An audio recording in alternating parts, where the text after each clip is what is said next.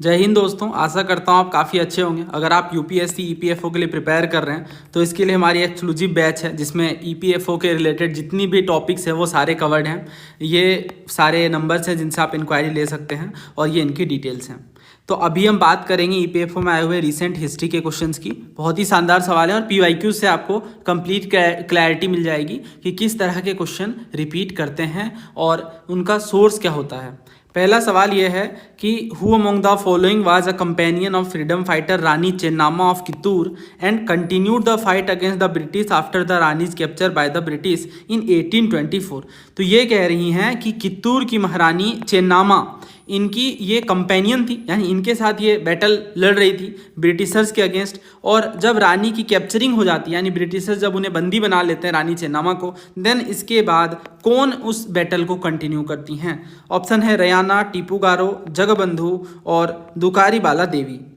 तो ये रिसेंट में भी न्यूज़ में था, वैसे भी न्यूज़ में ही रहता है। आप देखो ये द हिंदू की है कि CM inaugurates Kittur Rani Chennamma and Sangolli Rayanna themed flower show, यानी संगोली रयाना इनका नाम है। So answer is option A. तो दो यहाँ पे मेन लीड हैं। देखिए इन्होंने वैसे और डिटेल में बताया, बट यहाँ पे हम समझ लेते हैं रानी चेन्नामा जी के बारे में, क्योंकि ये रिपीट भी कर सकता है। ऐसे सवाल पहले भी पूछे गए हैं। तो बात कुछ ऐसी है कि 1816 में इनके हस्बैंड की डेथ हो जाती है और इस पर्टिकुलर किंगडम में रानी चेन्नामा रहती हैं और उनके एक यंग सन रहते हैं। और जो कित्तूर है वो पॉलिटिकली अनस्टेबल हो जाता है due to this particular sudden demise of her husband, right. और 1824 में इनके सन की भी डेथ हो जाती है अनफॉर्चुनेटली, और ये अडॉप्ट करती हैं शिवालिंगप्पा को आयर के रूप में। देन ब्रिटिशर्स होते हैं और वो इस एडॉप्शन को मानने से इनकार कर देते हैं। आप तो जानते ही हो, डॉक्ट्राइन ऑफ लैप्स का बहाना देकर बस इन्हें वजह चाहिए कि कहाँ ऐसा किंगडम ढूंढा जाए जहाँ पे जो किंग है उनका बायोलॉजिकल सन नहीं है आयर के रूप में। तो वहाँ पे ये ऐसे किंगडम्स को पर्टिकुलरली ढूंढते हैं, डॉक्ट्राइन ऑफ लैप्स का बहाना देते हैं और उन्हें ब्रिटिश किंगडम के अंदर शामिल कर लेते हैं। तो यही चीज़ यहाँ पे भी देखने को मिलती है। ब्रिटिशर्स ये कहते हैं कि ये एडॉप्शन हम नहीं मानेंगे, ये इलीगल है और इसे एनेक्स कर लिया जाएगा। तो इससे कॉन्फ्लिक्ट हो जाता है। और ये कॉन्फ्लिक्ट का हवाला क्या है, किस बेस पे ये कह रहे हैं, तो डॉक्ट्राइन ऑफ लैप्स के बेस पे। तो चेन्नामा अपील करती हैं माउंट स्टुअर्ट एल्फिंस्टन को, लेकिन वो मानते नहीं हैं। दोनों के बीच वॉर होता है। British place guards on Kittur treasury, बहुत सारे सोल्जर्स वगैरह लगाए जाते हैं, बट ब्रिटिशर्स को लॉस होता है। ठीक है, ये बात बहुत इंपॉर्टेंट है। बट सेकेंड बैटल फिर से होता है, क्योंकि चेन्नामा होप की तलाश में, उन्हें लगता है कि चीज़ें फिक्स हो जाएंगी, इसलिए वो माफ़ कर देती हैं ब्रिटिशर्स को। इनफैक्ट रिलीज कर देती हैं जो प्रिजनर्स वो बनाकर रखती हैं। और यहीं पे वो भूल हो जाती है। और सेकेंड बैटल में क्या होता है, जो मुनरो यानी टॉमस मुनरो के नेफ्यू है वो मारे जाते हैं, है ना। टॉमस मुनरो का नाम आपने जरूर सुना होगा। एंड इसके बाद Rani Chennamma was defeated, captured and imprisonment in Bailhongal fort, ये भी कर्नाटका में ही, where she was died on 1829। Then इसके बाद क्या होता है, संगोली रयाना जो उनकी लेफ्टिनेंट होती हैं, ये गुरिल्ला वारफेयर करती हैं। गुरिल्ला वारफेयर आप जानती हो, जो छुप के लड़ा जाता है, जिसमें आमने सामने नहीं होते हैं दोनों opponent, until his capture and execution. And Shivalingappa जो कि एडॉप्टेड आयर थे वाज ऑल्सो अरेस्टेड। तो जो भी बात है, बट यहाँ पे बहुत समझने वाली बात यह है कि एक महारानी अपने किंगडम को बचाने के लिए ब्रिटिशर्स से बिल्कुल इस तरह से वॉरफेयर में है कि ब्रिटिशर्स की आप कह लो ऑलमोस्ट हार ही है। ठीक है, Rani Chennamma is remembered as one of the earliest Indian ruler to resist British India. अब टाइम पीरियड देखो दोस्तों, ये 1824 की बात है ना। 1824 यानी अभी 1857 का रिवोल्ट भी नहीं हुआ है। तो जो हम कहते हैं ना कि फर्स्ट ब्रिटिश वॉर 1857, तो उसी में हिस्टोरियंस ये भी कहते हैं कि जब आप कहते हो 1857 का रिवोल्ट पहला रिवोल्ट था ब्रिटिशर्स के अगेंस्ट, तो 1855 में जो संथाल रेबेलियन हुआ वो क्या था, 1824 में जो कित्तूर में रानी चेन्नामा ने बैटल को लीड किया वो क्या था। बहुत सारे सवाल यहाँ पे उठ के आ जाते हैं। खैर वो तो मैं आप पे छोड़ता हूँ, आप किसे फर्स्ट बैटल मानते हो ब्रिटिशर्स के खिलाफ, लेकिन यहाँ पे हमारा आंसर है ऑप्शन ए, रयाना। नेक्स्ट क्वेश्चन देखिए, the first Indian factories act passed in 1881 dealt primarily with, यानी जो इंडियन फैक्ट्रीज एक्ट है वो किनसे डील करता था, women labour, living condition of factory worker, child labour या टेक्सटाइल वर्कर्स। अब एनडीए में भी पूछा गया है, 2021 में वही वाला रिपीट किया गया है। इसके अलावा 2017 में सिविल सर्विस में पूछा गया था। तो पीवाईक्यू भी बहुत ज़्यादा रिपीट करते हैं, तो समझ लेते हैं इसे हम। इस क्वेश्चन की बात करें, देखिए इंडियन फैक्ट्रीज एक्ट की बात करें तो ये प्राइमरली डील करता है चाइल्ड लेबर के साथ। ऑप्शन सी यहाँ पे करेक्ट है। देखिए इसमें जो बातें हैं, जैसे पहले यहाँ पे पूछ रहे हैं एनडीए वाले सवाल में कि ये एक्ट प्राइमरली डील करता है चाइल्ड लेबर की प्रॉब्लम के साथ, तो क्या ये बात सच है? ये बात बिल्कुल सही है, ये चाइल्ड लेबर की प्रॉब्लम के साथ डील करता है। और जैसा कि आप देख सकते हो एनडीए के क्वेश्चन को ही यहाँ पे रिपीट कर लिया गया, और ऐसे बहुत सारे सवाल हैं। एक क्वेश्चन की कीमत तो आप जानते हो इस तरह के कम्पिटिटिव एग्जाम में, जहाँ पे इसी बेस पे सिलेक्शन बहुत ज़्यादा मैटर करता है, और जितने एस्पेक्ट्स हैं उनमें से एक एक सवाल की वैल्यू काफ़ी ज़्यादा बढ़ जाती है। तो इस वजह से पीवाईक्यूज़ काफ़ी इंपॉर्टेंट, जो कि हमने बैच में भी थोरोली कवर किया और यूट्यूब के वीडियोज़ में भी हम इसे थोरोली कवर करते हैं। दूसरा ये कह रहे हैं कि इसमें जो एक्ट है वो 7 से 12 साल के बच्चों को 9 घंटे से ज़्यादा काम करने के लिए प्रोहिबिट करता है, लीगली रोकता है, अवैध घोषित करता है। देखिए आप समझिए उस टाइम की सिचुएशन कितनी ज़्यादा ख़राब होगी, कितनी वर्स होगी कि 7 से 12 साल के बच्चे जो कि अपने आप में काफ़ी ज़्यादा छोटे हैं, उन्हें ये कहा जा रहा है 9 घंटे से ज़्यादा काम करने के लिए रोका जाएगा, है ना। तो ये दोनों बातें यहाँ पे बिल्कुल सही है, और ये थी ब्रिटिश रूल की हकीकत। इनफैक्ट 7 से 12 साल के बच्चों को भी नहीं यहाँ पे कंप्लीटली प्रोहिबिट किया जा रहा है। इनफैक्ट इस चीज़ को रोकने के लिए कानून बनाना पड़ रहा है। दैट मीन्स 9 घंटे से ज़्यादा 12, 13, 14 घंटे काम करवाए जा रहे थे बिल्कुल छोटे छोटे बच्चों को, है ना। और इनफैक्ट इसमें एक बात मैं और ऐड कर दूं कि जो मिनिमम एज है वो इस पर्टिकुलर एक्ट में 7 साल रखी गई थी। मतलब 7 साल से कम उम्र के बच्चे को प्रोहिबिट किया जाएगा फैक्ट्रीज में और दूसरे कामों में। आई नो बहुत ही वियर्ड साउंड कर रहा है ये, 7 साल मतलब क्या ही एज है, और अभी तो पर्टिकुलरली रूल काफ़ी अलग है। बट द थिंग इज़ कि ब्रिटिश सिचुएशन इतनी ज़्यादा ख़राब थी कि ये भी एक एक्ट के थ्रू ही रोका जाने में पॉसिबल हो पा रहा था।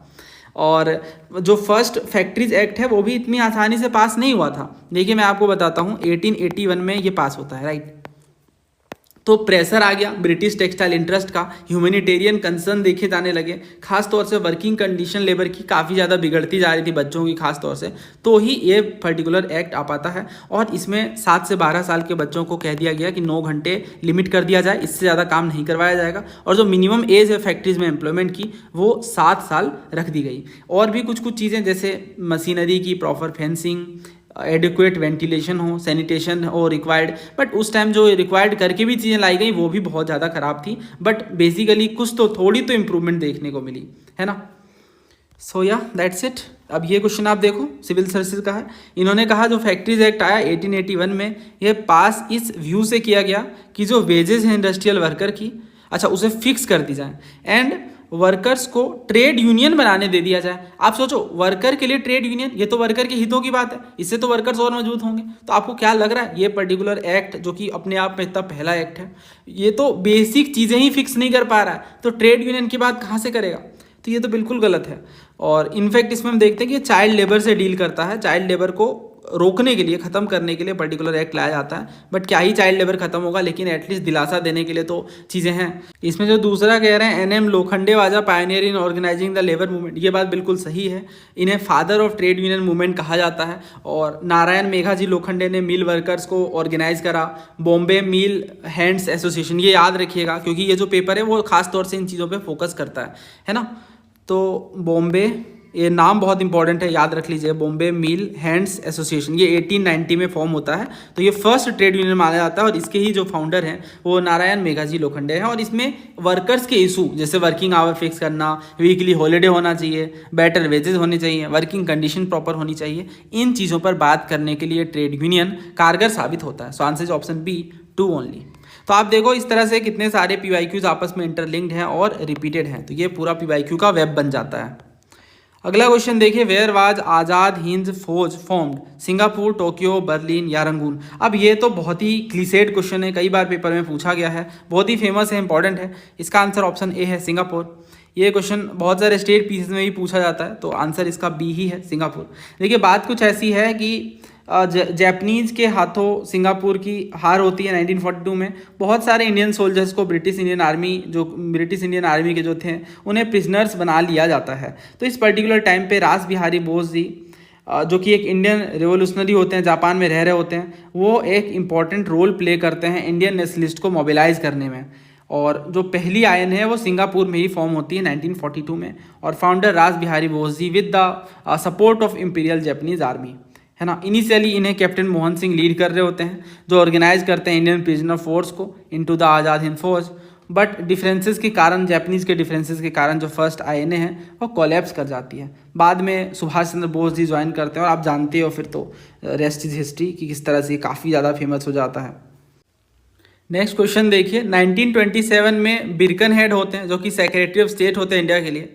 ये कमिटी अपॉइंट करते हैं 3 मेंबर्स की, जिससे इंडियन स्टेट्स ब्रिटिश गवर्नमेंट के बीच के रिलेशनशिप को देखा जा सके, समझा जा सके और सजेशन दिया जा सके, जिससे जो इकोनॉमिक रिलेशन है जो कि इंडियन स्टेट और ब्रिटिश इंडिया के बीच है उसमें और सेटिस्फैक्ट्री एडजस्टमेंट के लिए सजेशन प्रस्तुत किया जाए।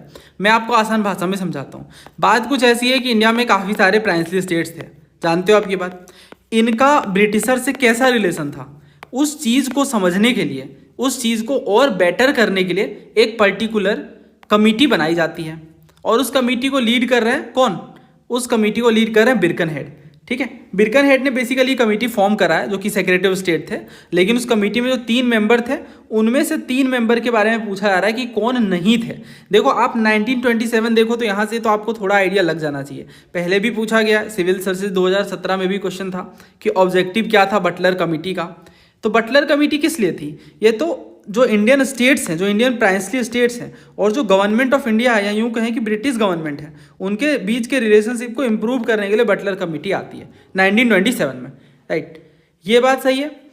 अब इसके बेस पे अगर हम देखें तो कौन कौन मेंबर होते हैं वो यहाँ पे ये पूछ रहे हैं, ये नहीं पूछ रहे हैं कि किन्होंने हेड करा। तो क्वेश्चन थोड़ा टफ है, एक लेवल आगे जाके पूछा गया है। देखिए साइमन कमीशन अनाउंस होती है 1927 में और जो इंडियन प्राइंसेस हैं वो अपना कंसर्न दिखाते हैं कि उनके इंटरेस्ट को इग्नोर किया गया है। ये चीज़ आप जानते हो, साइमन कमीशन का सबने ही विरोध करा ऑलमोस्ट, है ना, कुछ एक सेक्शन को छोड़ दें तो। और साइमन कमीशन में ये भी कहा गया कि आप कमीशन ला और रिपोर्ट प्रस्तुत करो, बट इसमें प्राइंसली स्टेट्स कहाँ हैं? उनकी बात तो कोई कर ही नहीं रहा है। तो इस चीज़ को अब जानते हो ब्रिटिशर्स तो सबको साथ लेके चलने की कोशिश करते हैं, इनफैक्ट सब में फूट भी डालते हैं, जहाँ जैसा फ़ायदा मिलता है वैसा वो काम करते हैं। तो जो बिरकनहेड होते हैं इन चीज़ को अपीज़ करने के लिए, इस मामले को सॉर्ट आउट करने के लिए वो एक इंडियन स्टेट्स कमेटी को सेटअप करते हैं। इंडियन स्टेट्स कमेटी इसका नाम है, इंडियन स्टेट्स कमेटी, जिसे बटलर कमेटी भी कह देते हैं। 1927 में ये सेटअप होती है। बटलर कमेटी इसलिए कहते हैं क्योंकि इस पे जो हेड कर रहे होते हैं, जो चेयरमैन होते हैं, उनका नाम होता है हरकाउट बटलर, है ना, ये नाम होता है। और 3 मेंबर्स होते हैं, हरकाउट बटलर जो कि चेयरमैन होते हैं, दूसरा है विलियम होल्ड्सवर्थ, ठीक है, विलियम होल्ड्सवर्थ दूसरे मेंबर हैं, और तीसरे हैं एससी पील। तो 3 मेंबर होते हैं, एजे विल्सन नहीं होते। So answer is option B, ठीक है। अब इसकी रिकमेंडेशन क्या थी? देखो रिकमेंडेशन पूछ सकते हैं, क्वेश्चन वो दोबारा फ्रेम कर सकते हैं। पहला ये कि जो इंडियन स्टेट है वो ब्रिटिश इंडिया के सबऑर्डिनेट नहीं है, बल्कि डायरेक्टली है under the crown of England, पहली बात। दूसरा ये कि जो इंडियन स्टेट और जो क्राउन के बीच का रिश्ता है वो वायसराय या फिर क्राउन के रिप्रेजेंटेटिव मेंटेन करेंगे। और तीसरा तो ये कि ब्रिटिश इंडिया में जो कॉन्स्टिट्यूशनल रिफॉर्म्स आएंगे वो इंडियन स्टेट पे डायरेक्टली अप्लाई नहीं होंगे। जो स्टेट की रिक्वायरमेंट होगी, जो प्राइंसली स्टेट की सिचुएशन होगी, उसके अकॉर्डिंग अप्लाई किए जाएंगे। मतलब हर संभव कोशिश किया जा रहा है कि भाई अगर ये हमारे साथ हैं तो फिर पूरी जो ब्रिटिश इंडिया है वो हमारे एक तरह से कंट्रोल में है। ये ब्रिटिशर्स का सोचना था। तो ये सारी बातें थी, आई होप आपको क्लैरिटी मिली। तो वही बात है ना फिर कि प्राइंसली स्टेट्स भी अगर साथ में रहे तो ब्रिटिशर्स का काम आसान होता है, इसलिए कमेटी लाई जाती है। अगला क्वेश्चन देखिए, ये क्वेश्चन जो है वो थोड़ा टफ नेचर का है, बट इसमें बहुत कुछ आपको सीखने को मिलेगा। पहला कह रहा है कॉर्नवालिस सिस्टम में जो डिस्ट्रिक्ट्स हैं उन्हें थाना और पुलिस जुरिस्डिक्शन में डिवाइड करते थे 20-30 माइल्स के स्क्वायर में। दूसरा ये कि each of them was placed under an officer of government under the denomination of दारोगा। तीसरा जो दारोगा सिस्टम है ये मद्रास में 1812 में इंट्रोड्यूस होता है। और चौथा ये दारोगा नॉमिनेट किए जाते हैं बाय द डिस्ट्रिक्ट मजिस्ट्रेट। अगर आप थोड़ा भी आइडिया लगा पाओ यहाँ पे, कॉर्नवालिस सिस्टम ये बंगाल वाले रीजन में, इसके अलावा ये जो दारोगा टर्म है ये अपने आप में नॉर्थ इंडियन टर्म है, तो इससे आप एलिमिनेट कर सकते हो थोड़ा आइडिया लगा करके कि मद्रास में तो इंट्रोड्यूस नहीं हुआ होगा और ये हट जाता है ना। बट फिर भी यहाँ पे 2 बच ही जा रहे हैं। 4th वाला अगर आपको पता है कि दारोगा नॉमिनेट किया जाता था बाय द डिस्ट्रिक्ट मजिस्ट्रेट तो आपको क्लैरिटी मिल जाएगी, अदरवाइज फिर ऐसे क्वेश्चन स्किप करने पड़ जाते हैं। तो चौथा जो है बिल्कुल सही है, दारोगा was appointed by the district magistrate जो कि पुलिस एडमिनिस्ट्रेशन को सुपरवाइज करते थे उस टाइम पे। तो इस हिसाब से पहला भी सही है, दूसरा भी सही है और चौथा भी सही है। कॉर्नवालिस सिस्टम में डिस्ट्रिक्ट को थाना में डिवाइड करते थे पुलिस जुरिस्डिक्शन में, जो कि 20 to 30 मील स्क्वायर का होता था। और ये इंट्रोड्यूस हुई बंगाल वाले रीजन में, जैसा मैंने आपको बताया, वो तो आप आइडिया लगा ही सकते हैं कॉर्नवालिस सिस्टम से ही। और जो मद्रास और बॉम्बे है ये पुलिस रिफॉर्म को बाद में अडॉप्ट करते हैं, लेकिन जो ओरिजिन है वो बंगाल में ही देखने को मिलता है। हर एक थाना के अंदर एक दारोगा होते थे, और दारोगा जो है गवर्नमेंट अपॉइंटेड ऑफिसर होते थे। ठीक है, कौन अपॉइंट करता था? By the district magistrate. तो इस हिसाब से, इसी वजह से तो कॉर्नवालिस को फादर ऑफ मॉडर्न पुलिस कहते हैं ना, क्योंकि इसने बंगाल में दारोगा सिस्टम को इंट्रोड्यूस करा था अंडर डिस्ट्रिक्ट मजिस्ट्रेट। और ये चीज़ स्पेक्ट्रम वगैरह में कवर्ड है। So answer is option D. बाकी ये सब क्वेश्चन तो आप जानते हो, ये भी इनफैक्ट ये वाला जो क्वेश्चन है 2-3 क्वेश्चन PYQ हैं और 2 क्वेश्चन काफ़ी सिंपल हैं, एक आध क्वेश्चन टफ है। तो हर तरह के क्वेश्चन देखने को मिलते हैं जो कि एक टिपिकल UPSC पेपर में देखा जाता है। तो अगला क्वेश्चन देखिए, इसमें रेगुलेटिंग एक्ट ऑफ 1773 के बारे में पूछ रहे हैं कि कौन सी चीज़ प्रोवाइडेड नहीं थी। पहला कह रहे हैं जो प्रेसिडेंसी ऑफ बंगाल है ये सुप्रीम बन जाता है बॉम्बे और मद्रास से वॉर और पीस के मैटर में। दूसरा ये कि जो गवर्नर जनरल और इनके काउंसिलर का जो टर्म था ये 5 साल फिक्स कर दिया जाता है। तीसरा supreme court of justice establish हो जाती है कलकत्ता में। और चौथा गवर्नर जनरल काउंसिल ऑथराइज हो जाते हैं कि बॉम्बे और मद्रास प्रेसिडेंसीज में सक्सेसर को अपॉइंट करें। थोड़ा अच्छा क्वेश्चन नहीं है, बट एक्ट्स पे बहुत सारे सवाल आते हैं। हमने बैच में कवर किया था इस चीज़ को बहुत ही डिटेल में, आप देख सकते हो सारे के सारे एक्ट्स हमने कवर किए थे। और अगर आप हमारे यूट्यूब के भी रेगुलर व्यूअर हैं तो बहुत बार हमने इन पर डिस्कशन किया है। एक्ट्स के ऊपर बहुत ज़्यादा सवाल हैं, आप देखो हर एक पेपर में इससे क्वेश्चन पूछे ही जाते हैं। तो ये बात आप बहुत अच्छे से जानते हो कि बॉम्बे और मद्रास सबऑर्डिनेट बन गए थे बंगाल के टर्म्स में, यानी बंगाल को सुप्रीम बना दिया गया। और जो बॉम्बे और मद्रास है ये इनके सबऑर्डिनेट हो जाते हैं पॉलिटिकल, सिविल, मिलिट्री मैटर्स में, या कहें तो वॉर एंड पीस के मैटर में। ठीक है, ये बात समझ आ रही है। यानी यहाँ पे बॉम्बे प्रेसिडेंसी सुप्रीम है, ये पहली बात थी।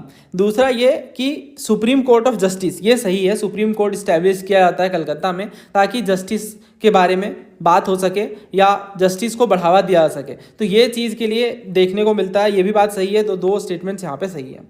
और जो दूसरा कह रहे हैं ना, this the tenure of governor general and his councillor was fixed 5 year, ये भी सही है। जो चौथा है वो गलत है। इन्होंने कहा कि जो गवर्नर जनरल काउंसिल है ये ऑथराइज्ड है, मतलब इनके हाथों में पावर है कि बॉम्बे और मद्रास प्रेसिडेंसीज के सक्सेसर को ये अपॉइंट करें। बट ये चीज़ यहाँ पे नहीं देखने को मिलती है। ये जो पावर है कि बॉम्बे और मद्रास के सक्सेसर को अपॉइंट कौन करेंगे, यानी बॉम्बे का गवर्नर कौन होगा, मद्रास का ब्रिटिश गवर्नर कौन होगा, इस चीज़ को डिसाइड करने के लिए कंपनी की कोर्ट ऑफ डायरेक्टर थी। ठीक है, कंपनी की कोर्ट ऑफ डायरेक्टर थी और यही डिसाइड करती थी कि किस तरीके से पावर किनके हाथों में जाएगी। तो डी गलत है, और गलत हमसे पूछा है तो इस वजह से आंसर इसका डी होगा। एक बार आप एक्ट के सारे सवाल कवर कर लेंगे तो ऐसे क्वेश्चन आप बहुत इजीली टैकल कर सकते हैं। नेक्स्ट क्वेश्चन देखिए, गवर्नमेंट ऑफ इंडिया एक्ट 1935 के बारे में कौन सी बात गलत है। तो यहाँ से आपको समझ आ रहा होगा कि एक्ट्स कितने ज़्यादा इंपॉर्टेंट है। ठीक है, तो एक्ट्स वाली वीडियो ज़रूर कवर कर लीजिए। जो समग्र बैच की डेमो वीडियो है पॉलिटी की, उसमें हमने एक्ट्स को ही कवर किया, जिसकी लिंक मैं डिस्क्रिप्शन बॉक्स में डाल दे रहा हूँ। ये सारे एक्ट्स अब जब आप एक बार कवर कर लेंगे तो आपको कंप्लीट क्लैरिटी मिल जाएगी। इस वीडियो को जरूर रेफर कर लीजिएगा। तो क्या कह रहे हैं, कौन सी बात गलत है? पहला कह रहे हैं ये एक आउटकम था राउंड टेबल कॉन्फ्रेंस का, यानी राउंड टेबल कॉन्फ्रेंस के बाद ये आया। दूसरा, इसमें एस्टेब्लिशमेंट देखने को मिली ऑल इंडिया फेडरेशन की। तीसरा कि जो सेक्रेटरी ऑफ स्टेट की अथॉरिटी है गवर्नमेंट के पास रहे, और वो भी इंडियन गवर्नमेंट के पास। चौथा ये कि जो प्रोविज़न है प्रोविंशियल ऑटोनॉमी का, ये इसी पर्टिकुलर एक्ट से शुरू किया गया था। तो देख लेते हैं।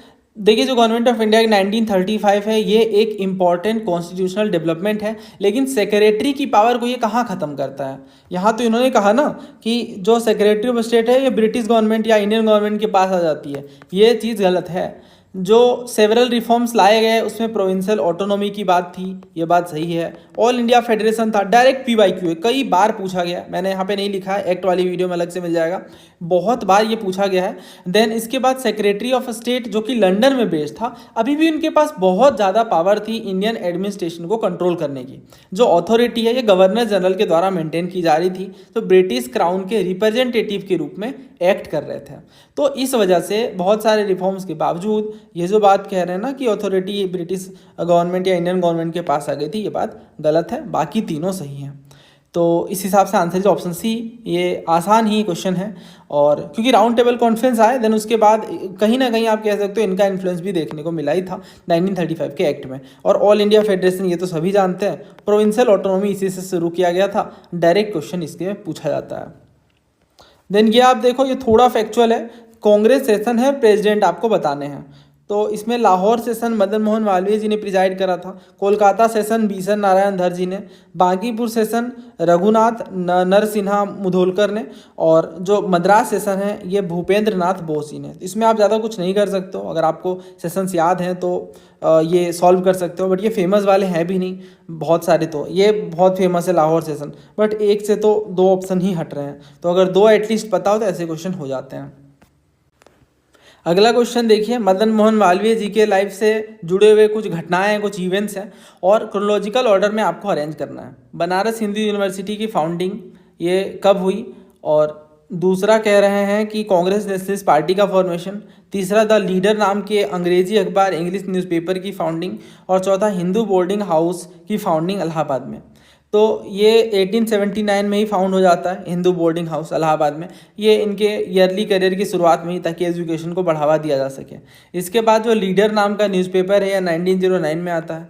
और बनारस हिंदू यूनिवर्सिटी वाला ईयर तो सबको पता ही होगा, इंपॉर्टेंट है, 1916 में। और जो कांग्रेस नेशनलिस्ट पार्टी बाद में 1934 में जाकर इनके पॉलिटिकल करियर में इस्टेब्लिश होता है। तो इस हिसाब से 4, 3, 1, 2 होना चाहिए, यानी ऑप्शन बी सही है। ये टफ क्वेश्चन है, एक दो अगर पता है तो हो सकता है, अदरवाइज बहुत मुश्किल है ऐसे क्वेश्चन आंसर करना। नेक्स्ट क्वेश्चन देखिए, 6th सेंचुरी BCE के गण और संघ के बारे में कुछ स्टेटमेंट्स दिए गए हैं और आपको आंसर करना है। तो ये इसका पूरा सवाल है, लेफ्ट साइड में आप पढ़ सकते हैं, 4 स्टेटमेंट्स हैं। मैं जूम कर देता हूँ, यस जूम इन के बाद आप इसे क्लियरली समझ सकते हैं। देखिए पहले कह रहे हैं जो एंशिएंट सिटीज़ हैं, एंशिएंट इंडियन गण हैं वो ओलिगार्कीज थे। दूसरा जो एंशिएंट इंडियन गण हैं वो नॉन मोनार्कियल थे। मगध, कौशल, वत्स और अवंती ये मोस्ट पावरफुल स्टेट थे उस टाइम पीरियड में। चौथा जो प्रोसीजर था बुद्धिस्ट मोनेस्टिक ऑर्डर यानी संघ का, वो पैटर्न था संघ की पॉलिटिक्स में। और ये इसके ऑप्शंस। तो ये महाजन पद के ऊपर सवाल है और इससे ही बहुत शानदार सवाल ये बनाया गया है। इस पर्टिकुलर क्वेश्चन का सोर्स उपेंद्र मैम की बुक है, आप पढ़ सकते हो। इसमें इन्होंने गण और संघ की बात करी है कि गण और संघ का मतलब रिपब्लिक होता है, लेकिन यहाँ पे वो थोड़ा मिसलीडिंग हो जाता है क्योंकि ये ओलिगार्कीज थे, रिपब्लिक नहीं थे। ओलिगार्की का मतलब होता है कि एक पर्टिकुलर किंगडम को कुछ राजाओं का ग्रुप मिलकर चला रहा है, जहाँ पे power group of people exercise कर रहे हैं। और इसमें से मगध, कौशल, वत्स, अवंती ये पावरफुल स्टेट्स थे। आप देख सकते हो एज इट इज़ नाम उठाकर पूछे गए हैं, है ना। तो तीसरा सही है। एंड देन ये जो कह रहे हैं जो ओलिगार्कीज थे, तो ये आप देखो एंशिएंट इंडियन गण ओलिगार्की थे, ये स्टेटमेंट भी सही हो जाता है। तो यहाँ पे आप पढ़ोगे तो इन्होंने ये कहा ये पॉसिबल हो सकता है कि even likely the procedure of Buddhist monastic order यानी संघ, ये भी पैटर्न था संघ पॉलिटिक्स में। दैट मीन्स जो बुद्धिस्ट मोनेस्टिक ऑर्डर थे ये भी इसी तरह से संघ पॉलिटिक्स पे बेस्ड थे, खास तौर से लिच्छवीज। तो इसका मतलब ये जो कह रहे हैं ये चौथा ये भी सही है, the procedure of the Buddhist monastic order और pattern on the Sangha politics. तो चारों स्टेटमेंट इस बुक से लिफ्ट किए गए, answer option B 1, 2 and 3 and 4। तो ये जो सवाल हैं ये आप टैकल कर सकते हैं PYQs की हेल्प से, क्योंकि महाजन पद और इनके ऊपर बहुत सारे सवाल पूछे गए हैं ओलिगार्की, बाकी NCERTs में भी मेंशन्ड है। मैं कुछ क्वेश्चन आपको करवा भी देता हूँ ताकि और क्लैरिटी मिल जाए। तो इसमें मैं महाजन पद अगर सर्च करूँगा, क्योंकि मुझे याद है अच्छे से NDA वाली पेपर के एनालिसिस के टाइम पे हमने डिस्कस किया था, ये रहा।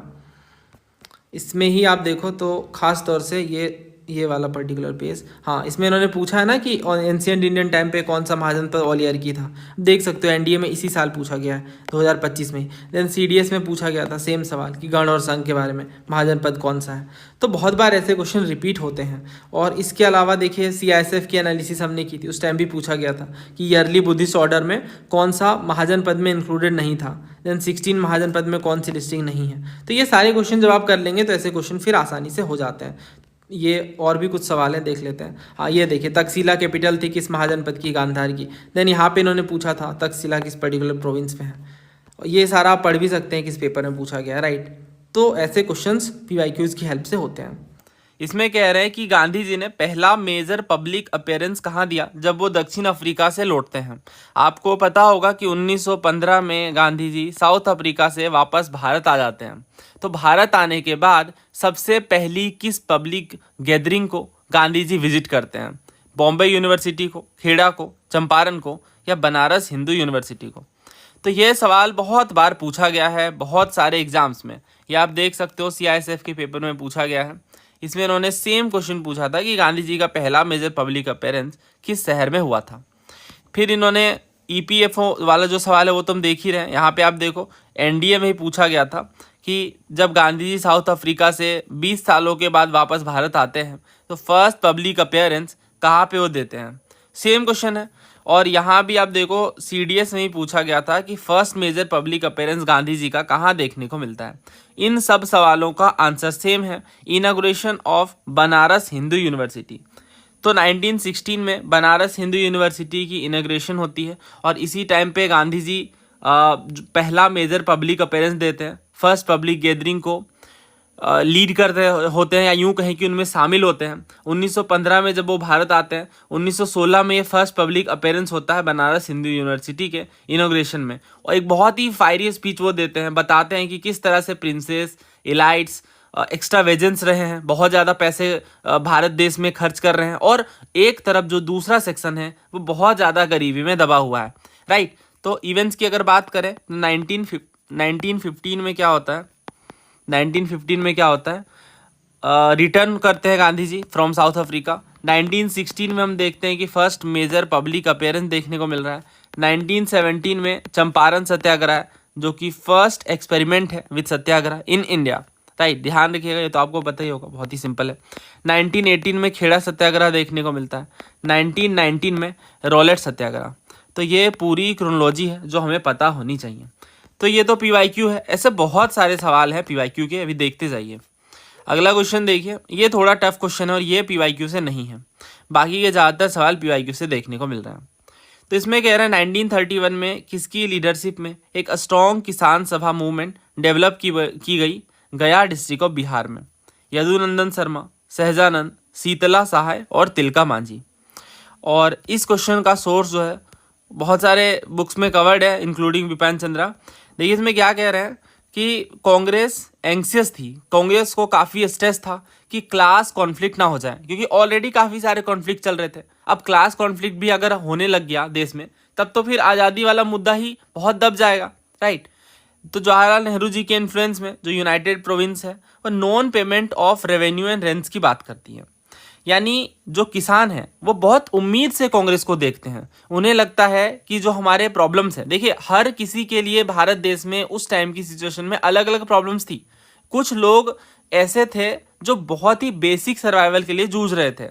एक सेक्शन ऐसा था पीजेंट्स का, यानी जो प्रॉपर खेती कर रहे हैं खेतों में जाकर, उनका ये प्रॉब्लम था कि जो टैक्सेस है, जो रेवेन्यू है, रेंट्स है, वो बहुत ज़्यादा लिए जा रहे थे। वो कैसे भी करके अगर कम हो जाए तो थोड़ी और या यूं कहें थोड़े और पैसे बच जाए, थोड़े और खाने की चीज़ें बच जाए, ये उनका बेसिक मुद्दा था।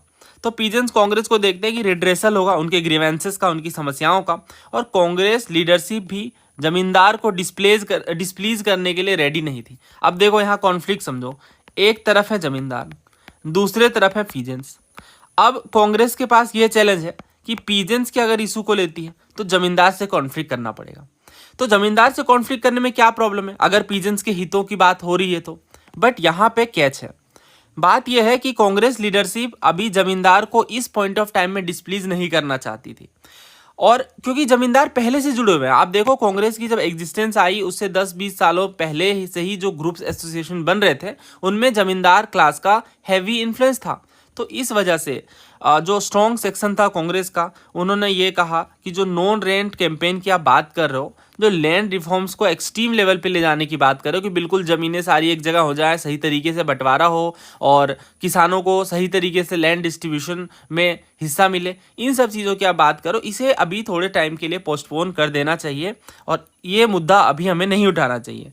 इसी टाइम पर बिहार में देखो तो कांग्रेस कॉन्सिडरेबल इन्फ्लुएंस में रहती है जमींदार के, जो बात अभी मैंने आपको बताई बिहार और बंगाल वाले रीजन में। देन जो गवर्नमेंट है वो खुद ही उन्हें लगता है कि कोई नॉन रेंट कैंपेन की पॉसिबिलिटी नहीं है बिहार में। देन स्टोरी में स्वामी सहजानंद सरस्वती जी की एंट्री होती है, आपने ज़रूर नाम सुना होगा। तो ये गांधी जी के इन्फ्लुएंस में पॉलिटिक्स में एंटर करते हैं, लेकिन अब वो कांग्रेस के विचारों से कोई मेल नहीं रखते। बात कुछ ऐसी है कि उन्हें लगता है कि जो हमारी सभा की पॉलिटिक्स है वो डिफरेंट होगी। ये जो डिसइल्यूजनमेंट है वो उन्हें कुछ टाइम के लिए इनएक्टिव कर देता है, मतलब वो रिलेट ही नहीं कर पाते कांग्रेस के आइडियाज, उन्हें समझ ही नहीं आ रहा होता कांग्रेस कर क्या रही है। आखिर जो उस टाइम पे आईएनसी बनी है वो लोगों के हितों की बात तो कर रही है, बट एक साइड में जमींदार क्लास को डिस्प्लीज करने से डर रही है। देन किसान सभा मूवमेंट देखने को मिलता है गया में later months of 1931 under the leadership of Jadunath Sharma. Jadunath Sharma ji organise करते हैं पीजेंट्स को लोकली और बताते हैं कि इस तरह से हम ग्रीवांसेस को लेंगे, रेंट्स वगैरह को कम करेंगे। और जो पीजेंट्स मूवमेंट में जान आ जाती है, अभी जो हम बात कर रहे थे ना पीजेंट्स वर्सेस जमींदार की, तो पीजेंट्स मूवमेंट में जब जान आ जाती है तो ये देखा जाता है कि जो स्टेट की पॉलिटिक्स है वो भी प्रभावित हो रही है। जितने भी लीडिंग जमींदार हैं were in the Zamindar peasant unity in presenting new legislation. This united party conspired to develop a compromise measure calling a किसान सभा meeting at पटना in 1933। तो पटना में किसान सभा ही बनती है 1933 में, और सहजानंद सरस्वती जी इस मोमेंट पे अनएक्सपेक्टेडली अराइव कर जाते हैं और ये जो कॉन्स्पायरेसी हो रही होती है एक तरह से उसे फेल कर देते हैं। और इसी के बाद देखा जाता है कि रियल किसान सभा मूवमेंट की शुरुआत देखने को मिलने लगी है। राइट, तो यहाँ तो यही पूछ रही है कि गया डिस्ट्रिक्ट ऑफ बिहार में 1931 में एक स्ट्रॉन्ग किसान सभा मूवमेंट किनके नेतृत्व में होती है, तो ये यदुनंदन शर्मा जी या जदुनाथ शर्मा जी के नेतृत्व में देखने को मिलती है। सो आंसर इज ऑप्शन ए। काफ़ी कैची क्वेश्चन है, बहुत सारे लोग सहजानंद सरस्वती जी के साथ जाएंगे, बट आप देखो ये 1931 ईयर को स्पेसिफाई कर रहा है और यहाँ पे 1933 के बाद सहजानंद सरस्वती जी एंटर करते हैं इस पर्टिकुलर चीज़ में, या यूँ कहें कि इस किसान सभा में। नेक्स्ट क्वेश्चन देखिए, पीरपुर रिपोर्ट किन्होंने प्रस्तुत किया? मुस्लिम लीग ने, यूनियनिस्ट पार्टी ने, अहरार पार्टी ने, या इंडियन नेशनल कांग्रेस ने? ये तो आसान क्वेश्चन है, इसका आंसर ऑप्शन ए है मुस्लिम लीग। और ये हर एक बुक में कवर्ड है, हर एक सोर्सेज में कवर्ड है। 1937 में ये होता है, देखिए गवर्नमेंट ऑफ इंडिया एक्ट को 2 साल बीत गए हैं, है ना, तो प्रोविंशियल इलेक्शन होने वाले हैं। 1937 में प्रोविंशियल इलेक्शंस होते हैं और कांग्रेस मिनिस्ट्रीज काफ़ी सारे प्रोविंसेस में आ जाती है। बिहार, यूपी, बॉम्बे, बहुत जगहों पे कांग्रेस की मिनिस्ट्री बनती है। और जो मुस्लिम लीग है उस टाइम पे जिन्ना परफॉर्म कर रहे होते हैं, मतलब लीड कर रहे होते हैं मुस्लिम लीग को, ये सही तरीके से परफॉर्म नहीं करती है, पॉलिटिकली साइडलाइन हो जाती है। और ये क्लेम करने के लिए कि मुस्लिम्स को डिस्क्रिमिनेट किया गया है, जो मुस्लिम लीग है वो अपने ग्रीवांसेस के लिए एक डॉक्यूमेंट लेके आती है। समझ रहे हो आप पूरी इवेंट को? तो ये पीरपुर रिपोर्ट के नाम से एक पर्टिकुलर रिपोर्ट लाते हैं। उस रिपोर्ट का वैसे नाम होता है report of the inquiry committee of the Muslim League, और ये 1938 में आती है। और इसे हेड कौन कर रहे होते हैं ये ध्यान रखिएगा, हेड कर रहे होते हैं सैयद मोहम्मद पीरपुर, इसी वजह से नाम पड़ता है पीरपुर रिपोर्ट। अब पीरपुर रिपोर्ट में क्या क्या एलिगेशन लगाए जाते हैं? पहला ये कहा जाता है कांग्रेस मिनिस्ट्रीज एंटी मुस्लिम है, डिस्क्रिमिनेशन हुआ है against Muslim in administration, jobs and education. उसके बाद और भी बहुत सारी चीज़ें, राइट। तो आप समझ गए होंगे प्रॉपर ओवरऑल एस्पेक्ट क्या था पीरपुर रिपोर्ट का। और इससे मुस्लिम लीग का जो प्रोपेगेंडा है उसे और स्ट्रेंथनिंग मिलती है, और जिन्ना खुद को प्रोजेक्ट कर पाते हैं कि वो सोल स्पोक्समैन है मुस्लिम्स के, और 2 नेशन थ्योरी प्रोपेगेंडा वगैरह इसे बढ़ाया जाता है आगे। तो इस हिसाब से आंसर जो है इसका ऑप्शन ए है, और एनसीईआरटी वगैरह में मेंशन है ये। नेक्स्ट क्वेश्चन देखिए, who among the following is the author of Gandhi as Mahatma? तो गांधी एज महात्मा बुक के लेखक कौन है ये आपसे पूछा जा रहा है। महादेव देसाई, शाहिद अमीन, लुइस फिशर और डेविड आर्नोल्ड। तो ये भी थीम्स एनसीईआरटी में देखने को मिल जाएगा, जो मैंने कंप्लीट पढ़ाई है यूट्यूब पे। देखिए बात कुछ ऐसी है कि बहुत सारे र्यूमर्स चल रहे होते हैं गांधी जी से रिलेटेड। तो एक टाइम ऐसा आता है गांधी जी की पॉपुलैरिटी काफ़ी बढ़ जाती है और वो चीज़ मिक्स हो जाती है र्यूमर्स के साथ। जैसे गोरखपुर में एक व्यक्ति चरखा को लेकर सवाल उठाते हैं कि चरखा की क्या नीड है, तो उनके घर में आग लग जाती है ना, मतलब जो गांधी जी का विरोध करेगा उनके साथ कुछ ना कुछ गलत हो रहा है। ऐसी चीज़ें, ऐसे र्यूमर्स फैल रहे थे। अप्रैल 1921 में कुछ लोग गैम्बलिंग कर रहे होते हैं, एक व्यक्ति कहता है कि आप रुक जाओ, ये गैम्बलिंग वगैरह गलत है। तो इसमें से जो ग्रुप में से एक इंसान रहता है वो ये कहता है कि हम नहीं रुकेंगे, इनफैक्ट वो गांधी जी को अब्यूज़ कर देता है। अगले दिन उसकी खुद की बकरी को उसके ही 4 कुत्तों के द्वारा बिटेन यानी काट लिया जाता है, राइट। तो बहुत सारे र्यूमर्स फैल रहे थे। इनफैक्ट आप देखो गोरखपुर के ही एक गांव में किसान कह रहे थे सारे ग्रुप्स पीजेंट्स का कि हम लिकर को छोड़ देंगे। इसमें से एक व्यक्ति इस प्रॉमिस को नहीं मानता है। अब जैसे ही वो लिकर शॉप की ओर बढ़ रहा होता है, brickbats started to rain in his path, और जब वो गांधी जी का नाम लेता है तो ब्रिक बैट रुक जाते हैं, दैट मीन्स कि बहुत सारे जो इवेंट्स हैं, बहुत सारी जो घटनाएं हैं, बहुत सारे जो ह्यूमर्स हैं, वो गांधी जी से जोड़े जा रहे थे। और ये चीज़ शाहिद अमीन जी की बुक में गांधी एज महात्मा के नाम से देखने को मिलती है। बहुत ही फेमस है ये बुक और ऑथर भी काफ़ी फेमस है। गांधी जी के बारे में बहुत सारी चीज़ें इन्होंने लिखी है। नाम है इनका Shahid Amin. Answer is option B. Next question देखिए, who among the following was the president of Indian National Congress at the time of independence of India. Bharat की आज़ादी के टाइम पे कांग्रेस के प्रेसिडेंट होते हैं JB Kripalani. So answer is option D. ये बहुत ही आसान सवाल है। अगला देखिए, स्वतंत्रता पार्टी के फाउंडर कौन थे? C राजगोपालाचारी, दीनदयाल उपाध्याय, श्यामा प्रसाद मुखर्जी और आचार्य नरेंद्र देव। तो ये स्वतंत्रता पार्टी बहुत सारे बुक्स में कवर्ड मिलेगा, इंक्लूडिंग स्पेक्ट्रम। तो 1959 में ये होता है। स्वतंत्रता पार्टी एक नॉन सोशलिस्ट, कॉन्स्टिट्यूशनलिस्ट और सेक्युलर कंजर्वेटिव पार्टी के रूप में आती है। और यहाँ पे लीडर्स का नाम चक्रवर्ती राजगोपालाचारी, जिन्होंने कांग्रेस से रेजिग्नेशन दे दिया है। मीनू मसानी जी काफ़ी बड़े लीडर थे। NG रंगा है, KM मुंशी जी, बहुत सारे वेटरन कांग्रेस लीडर हैं, बहुत ही कद्दावर नेता हैं कांग्रेस के। और ये जो सोशल बेस होता है पार्टी का, वो नैरो होता है। मतलब इसमें बहुत सारे जो ग्रुप के लोग हैं वो एसोसिएट नहीं कर पाते हैं। इंडस्ट्रियलिस्ट, बिजनेस क्लास के लोग होते हैं जो गवर्नमेंट से डिसकंटेंटेड होते हैं, असंतुष्ट होते हैं।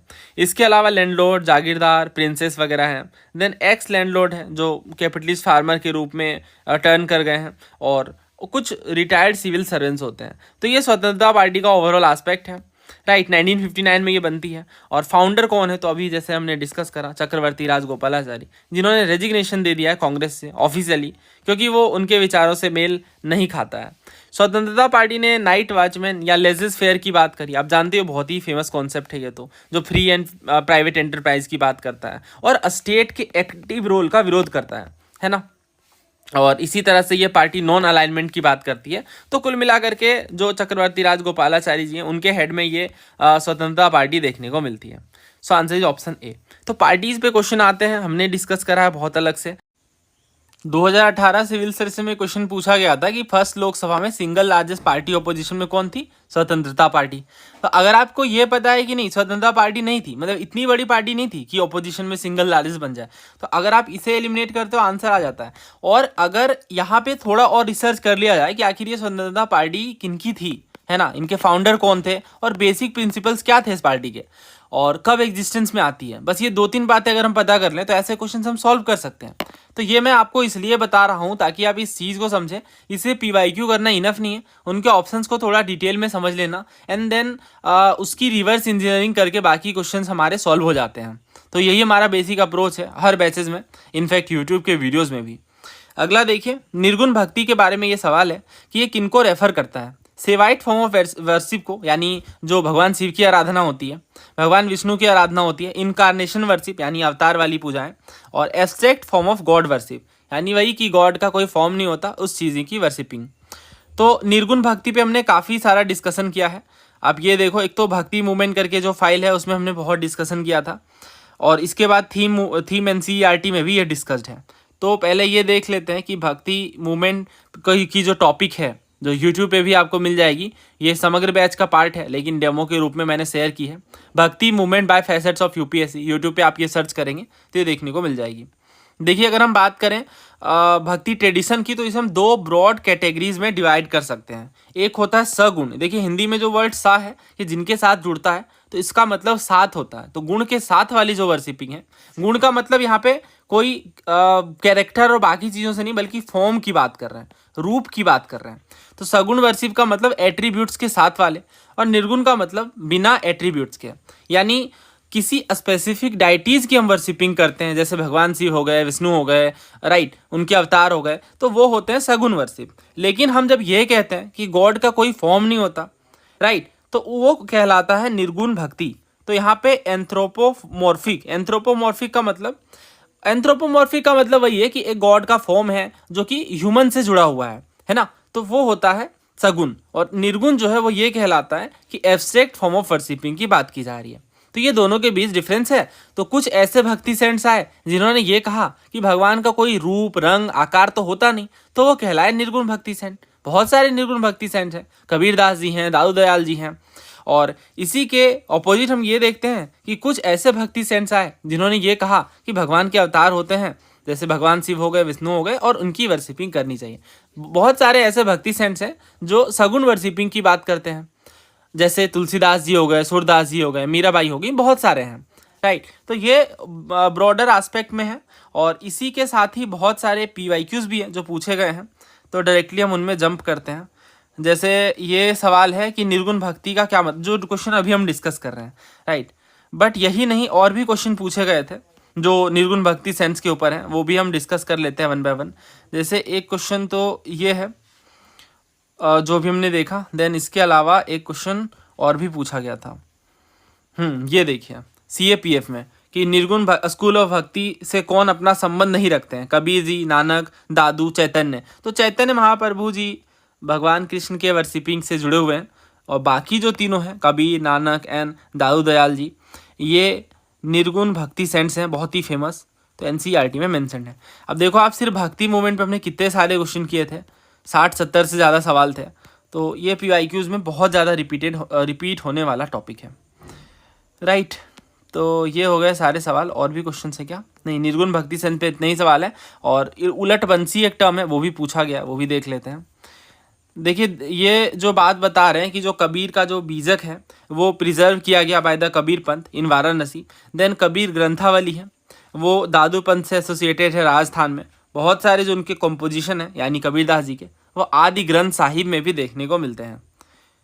देन ये बताते हैं कि जो कबीरदास जी के पोएम हैं वो बहुत सारे डायलेक्ट्स लैंग्वेज में सर्वाइव किए हैं, जिसमें से एक स्पेशल तरह की लैंग्वेज देखने को मिलती है जो निर्गुण पोएट्स की लैंग्वेज है। तो जो निर्गुण पोएट्स है ना, वैसे भक्ति सेंट जो कहते हैं कि गॉड का फॉर्म नहीं होता, वो एक खास तरह की भाषा का यूज़ करते हैं, वो भाषा कहलाती है संत भाषा।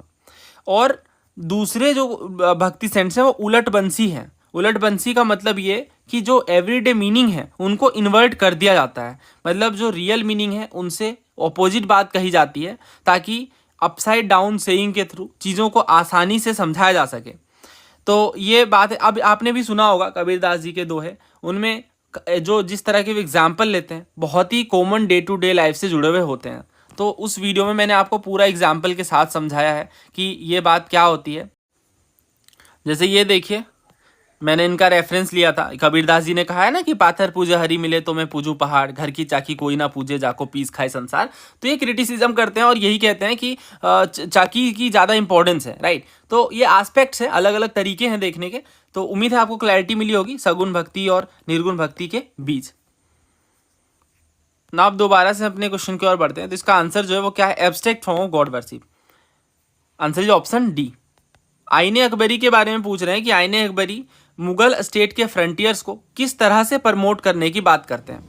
वो कहते हैं सोशल डिसहार्मनी जो इन्फ्लुएंस होती है बाय द व्हिम्स ऑफ नोबिलिटी। दूसरा, cessation of the provincial units from central rule. तीसरा, सोशल हार्मनी होनी चाहिए with the support of a strong ruling class. चौथा, स्टैब्लिशमेंट हो एक रूल का जो कि रूरल रिपब्लिक हो और मुगल सुजरैनिटी को ओवरथ्रो कर दे। ये क्वेश्चन बहुत आसान है अगर आप एलिमिनेट कर पाए तो। देखिए, अगर हम आईने अकबरी की बात करें तो ये लिखा है अबुल फजल ने, है ना, अबुल फजल ने लिखा है आईने अकबरी। अकबरनामा लिखा है, उसमें जो तीसरा पार्ट है वो आईने अकबरी कहलाता है। तो अब कोई भी कोर्ट पोएट अगर किंग के बारे में कुछ लिख रहा है तो किंग के ऑपोजिट जाकर तो नहीं लिखेगा, सिंपल सी बात है। तो क्या ये मुगल सुजरैनिटी को ही हटाने की बात करेगा? बिल्कुल नहीं। तो डी तो ऐसे ही एलिमिनेट हो जाता है। सोशल डिसहार्मनी की बात करेगा नोबेलिटी के अंदर। देखिए, नोबेलिटी में सोशल डिसहार्मनी नहीं, सोशल हार्मनी की बात की जाएगी ना। जो राजा के साथ वाले लोग हैं उनमें एक तरह की हार्मोनी हो, सामंजस्य हो, राइट। तो ये भी हो जाता है गलत। Cessation of the provincial unit, मतलब ये एक सेंट्रल यूनिट है, यहाँ से प्रोविंशियल यूनिट अलग हो जाए, मतलब वो अपना किंगडम स्टैब्लिश कर लें, तो फिर राजा क्यों है? तो ये भी हो जाता है गलत। कभी भी वैसी बात तो नहीं करेंगे ना जो अलग होने की बात हो। वो तो चाहेंगे कि जो हमारे किंग हैं, जो हमारे अकबर महाराज हैं, वो और भी सारा किंगडम एसोसिएट कर लें, अबुल फजल के शब्दों में, है ना। तो इस हिसाब से सेकंड भी गलत। तो आंसर क्या बचा? Option C, social harmony with the support of a strong ruling class. एक स्ट्रॉन्ग रूलिंग क्लास हो और उसके बीच सोशल हार्मनी देखने को मिले, और ये सोशल हार्मनी रूलिंग क्लास के द्वारा स्टैब्लिश की जाए। So answer is option C. अगला क्वेश्चन देखिए, गांधी जी के साल्ट मार्च की बात कर रहे हैं। Gandhi ji salt march to Dandi was started from which of the following places. तो देखिए, डांडी मार्च के बारे में हम सब जानते हैं। ये स्टार्ट होता है साबरमती आश्रम से। So answer is option B. पहले भी पूछा गया है, बहुत बार पूछा जाता है पेपर में, गांधी जी ने अपना दांडी मार्च कहाँ से स्टार्ट किया, तो साबरमती आश्रम से स्टार्ट किया। So answer is option A. Next question देखिए, socialist group in the Congress party के मेंबर कौन नहीं थे? कांग्रेस पार्टी में जो सोशलिस्ट ग्रुप बना था उनमें से कौन मेंबर शामिल नहीं थे? जयप्रकाश नारायण, राजेंद्र प्रसाद, एनजी रंगा और नरेंद्र देव। ये क्वेश्चन देखिए सीएपीएफ में पूछा गया 2018 में कि कांग्रेस में कौन सोशलिस्ट व्यू को रिप्रेजेंट नहीं करते थे? राजेंद्र प्रसाद, नरेंद्र देव, मौलाना आज़ाद और सरदार पटेल। देन बहुत सारे सवाल और भी पूछे गए, लेकिन सबसे पहले हम इस क्वेश्चन को करते हैं जो सीएपीएफ में पूछा गया 2021 में। तो इसमें पहला स्टेटमेंट यह है कि जो सोशलिस्ट टेंडेंसीज हैं नेशनल मूवमेंट में, इससे कांग्रेस सोशलिस्ट पार्टी बनती है 1934 में, और ये देखने को मिलता है आचार्य नरेंद्र देव और जयप्रकाश नारायण जी के लीडरशिप में। आप क्वेश्चन की लैंग्वेज समझ पा रहे हैं?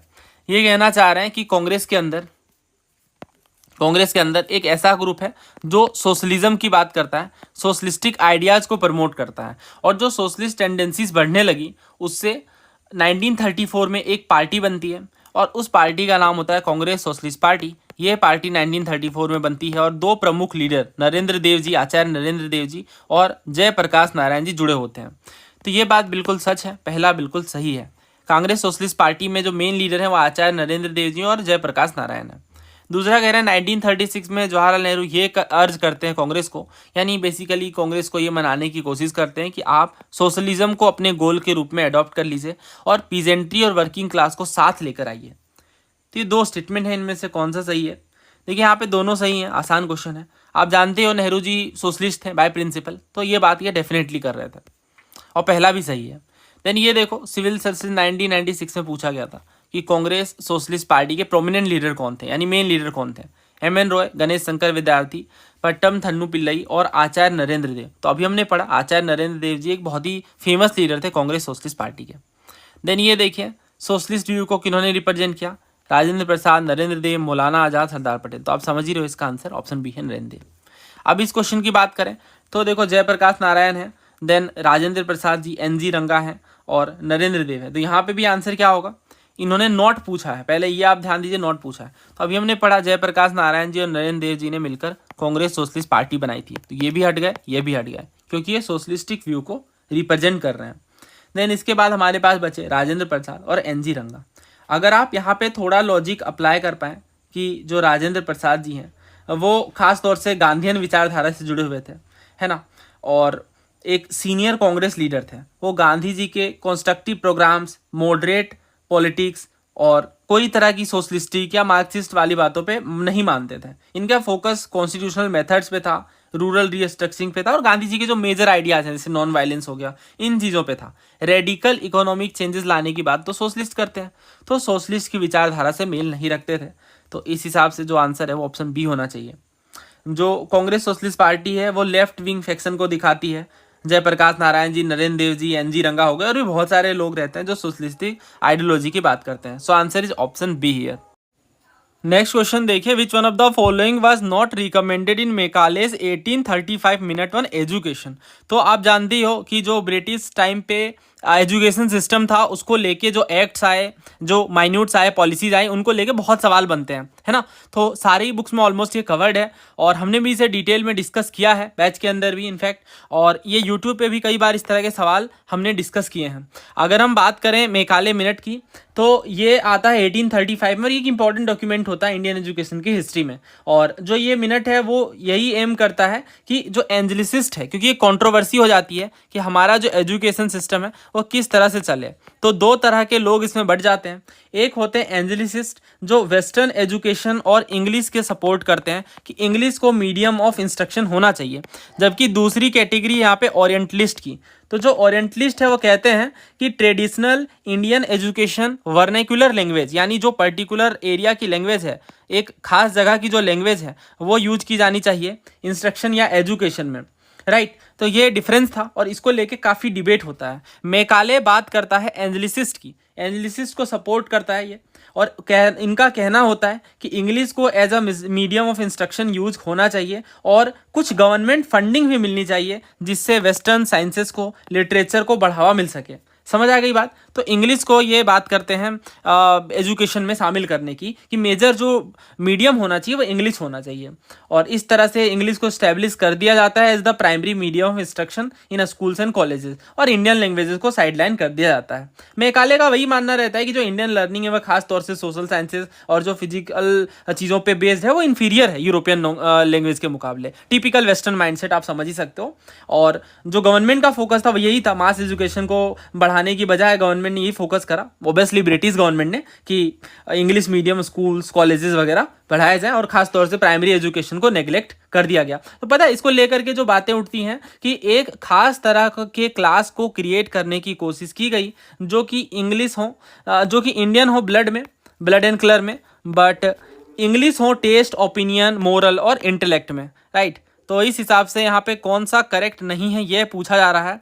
तो इंग्लिश मीडियम में टीचिंग की बात करता है, लिबरल लिटरेरी ट्रेनिंग की बात करता है, western text alone at higher education इसकी बात ये करता है। तो आंसर इसका डी है क्योंकि हमसे गलत पूछा गया है। यहाँ कह रहे हैं teaching of both western and oriental text at higher level, नहीं गलत।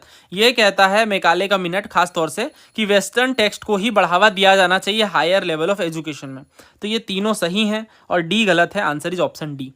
और अभी यहाँ पे हम इनके क्वेश्चन नहीं डिस्कस कर रहे हैं, क्वेश्चन काफ़ी ज़्यादा हैं इस वजह से, और हम इन्हें सेपरेट मॉड्यूल में डिस्कस करेंगे। अदरवाइज सिर्फ एक ही वीडियो अलग से बन जाएगी ये एजुकेशन सिस्टम के ऊपर या एजुकेशन की हिस्ट्री के ऊपर।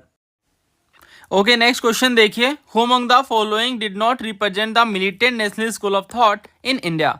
अश्विनी कुमार दत्त, विष्णु शास्त्री चिपलुनकर, कृष्ण कुमार मित्रा और लाला लाजपत राय।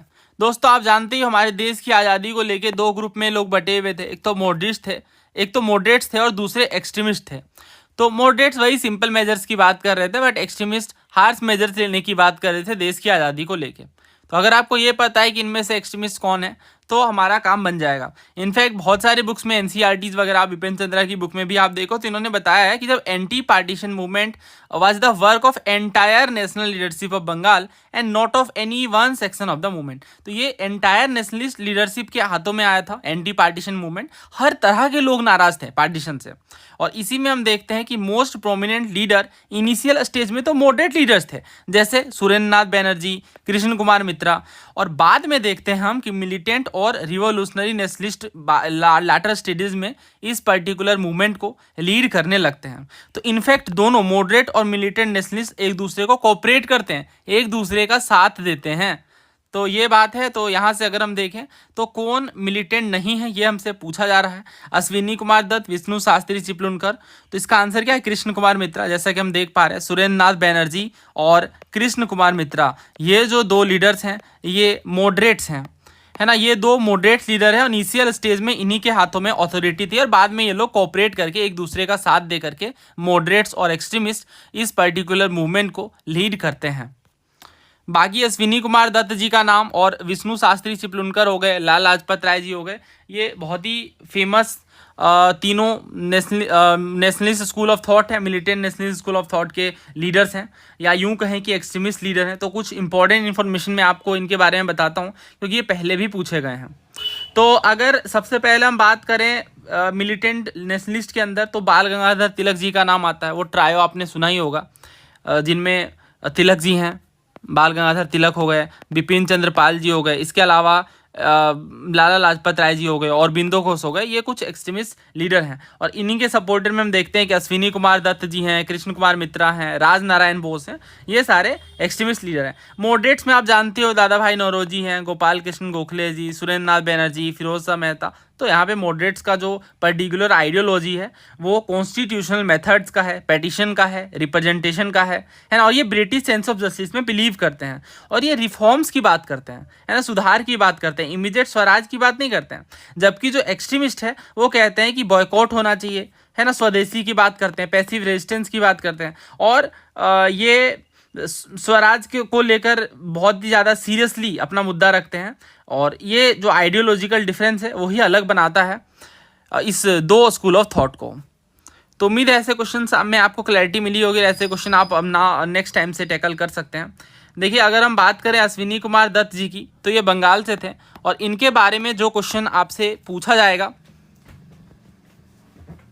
वो ये है कि इन्होंने कौन सा पर्टिकुलर मूवमेंट लीड किया था। तो इनका नाम है स्वदेश बांधव समिति। स्वदेश बांधव समिति इन्होंने फाउंड किया था, और नाम से ही समझ आ रहा है स्वदेशी की ये बात कर रहे हैं इस समिति में। तो ये बॉयकॉट करते हैं जो ब्रिटिश एजुकेशन है, बाकी चीज़ों का। और विष्णु शास्त्री चिपलुनकर जी बहुत ही फेमस मराठी ऑथर हैं और फ्रीडम फाइटर हैं, और इन्होंने बहुत सारा जर्नल्स भी निकाला, जिनमें निबंध माला एक इम्पॉर्टेंट है। जर्नल्स के ऊपर क्वेश्चन पूछे जाते हैं, पत्रिकाओं के ऊपर, तो ये नाम ध्यान रखिएगा, निबंध माला, जो कि सोशल एविल्स और ब्रिटिश रूल को अटैक करता है। देन इसके बाद कृष्ण कुमार मित्रा जी संजीवनी के एडिटर थे, संजीवनी, और ये न्यूज़पेपर थी। देन बॉयकॉट, स्वदेशी, इनके वोकल सपोर्टर हैं। लाला लाजपत राय जी की बात करें तो ये लाल बाल पाल ट्रायो के अंदर हैं, आप जानते ही हो, और जलियांवाला बाग मैसेकर को लेके प्रोटेस्ट करा इन्होंने, और बाद में साइमन कमीशन के टाइम भी इनका प्रोटेस्ट देखने को मिलता है। ये भी एक क्लियर मिलिटेंट नेशनलिस्ट है। So the final answer is option C.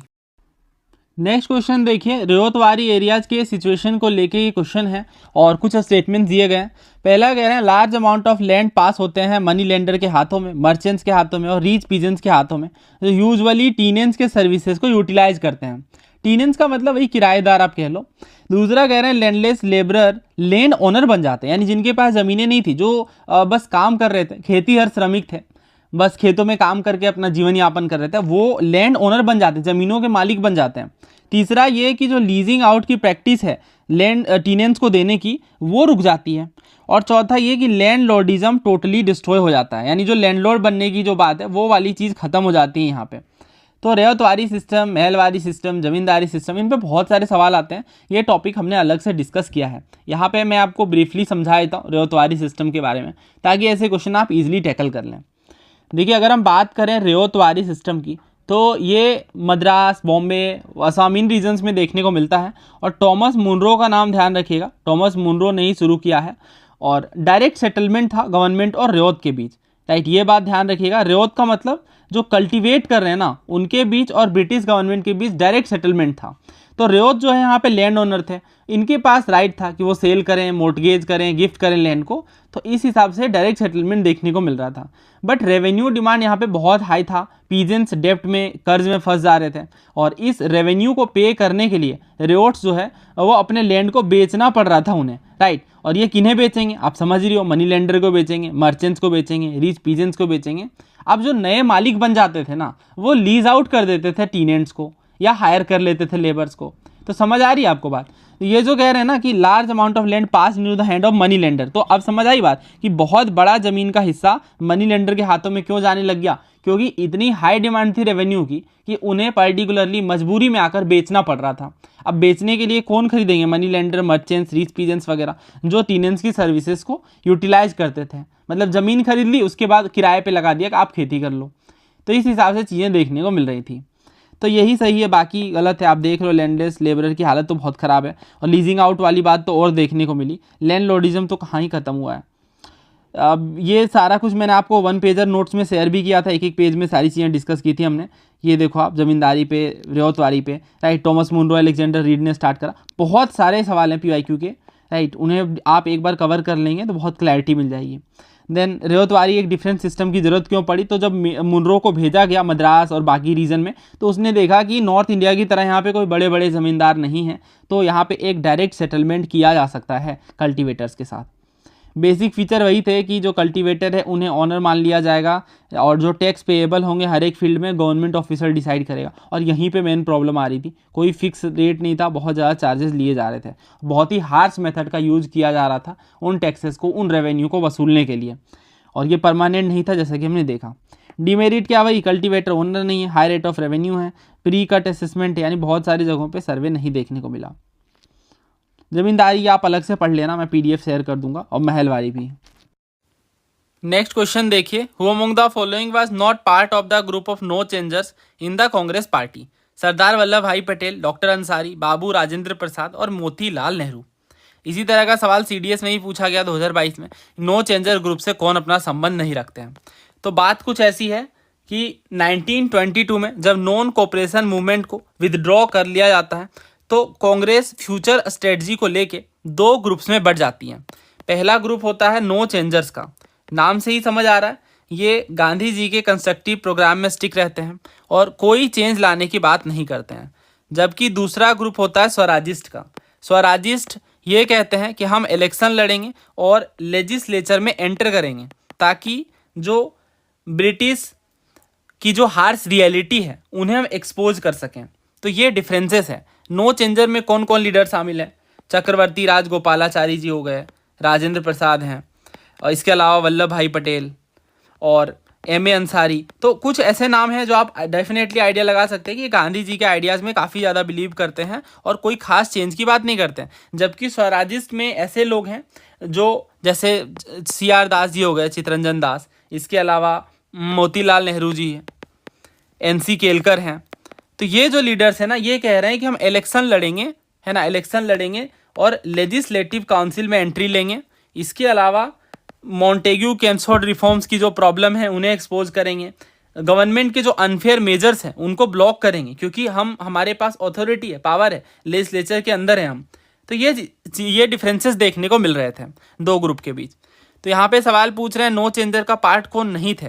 Sardar Vallabh Bhai Patel, doctor Ansari, Babu Rajendra Prasad और मोतीलाल नेहरू। तो अभी हमने पढ़ा कि मोतीलाल नेहरू तो स्वराजिस्ट है, ये नो चेंजर के साथ नहीं थे। ये कह रहे थे कि हमें काउंसिल एंट्री लेनी है, तो इस वजह से आंसर इसका डी है। फिर यहाँ देखिए ये जो पूछ रहे हैं कौन नो चेंजर ग्रुप से संबंध नहीं रखते?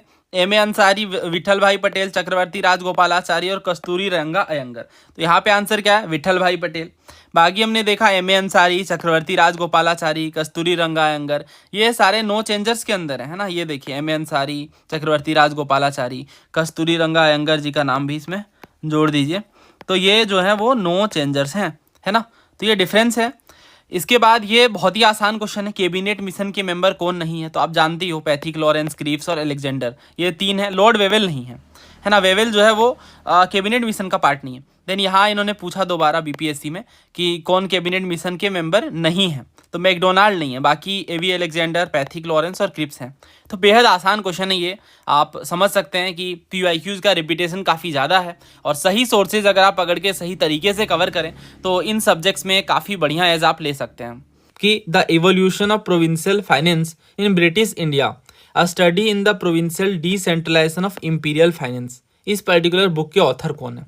ऑप्शन है Dadabhai Naoroji, doctor B R Ambedkar, M N Roy या जवाहरलाल नेहरू। अगर आप थोड़ा यहाँ पे लॉजिक लगाएं कि ये बात कर रहे हैं प्रोविंशियल फाइनेंस की, तो ये बुक किस तरह के टॉपिक से डील कर रही है? एक पर्टिकुलर एरिया में प्रोविंशियल एडमिनिस्ट्रेशन में फाइनेंस किस तरह से काम करता है, उस पर्टिकुलर चीज़ से। इसका आंसर है option B, doctor B R Ambedkar.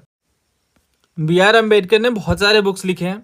Cast in India, the annihilation of caste, riddles in Hinduism, then who are the Shudras, then ये बुद्धा एंड हिज धम्मा। तो बहुत ही फेमस बुक्स हैं ये सारे।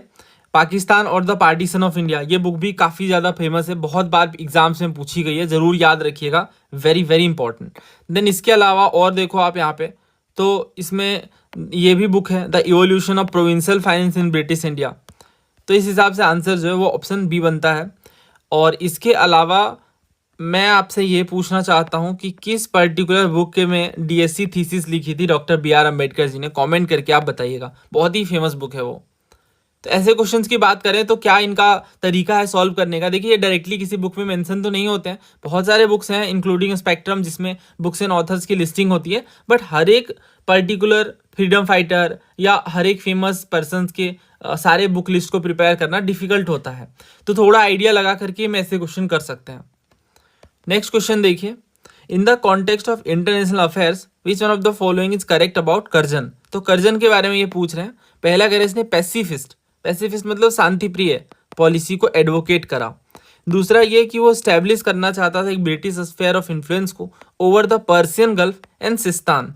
तीसरा ये कि वो चाहता था इंग्लैंड और रसिया दोस्त बन जाए चाइना के खिलाफ। और चौथा ये कि flag waving mission to the US में एक फ्लैग वेविंग मिशन वो चलाना चाहता था।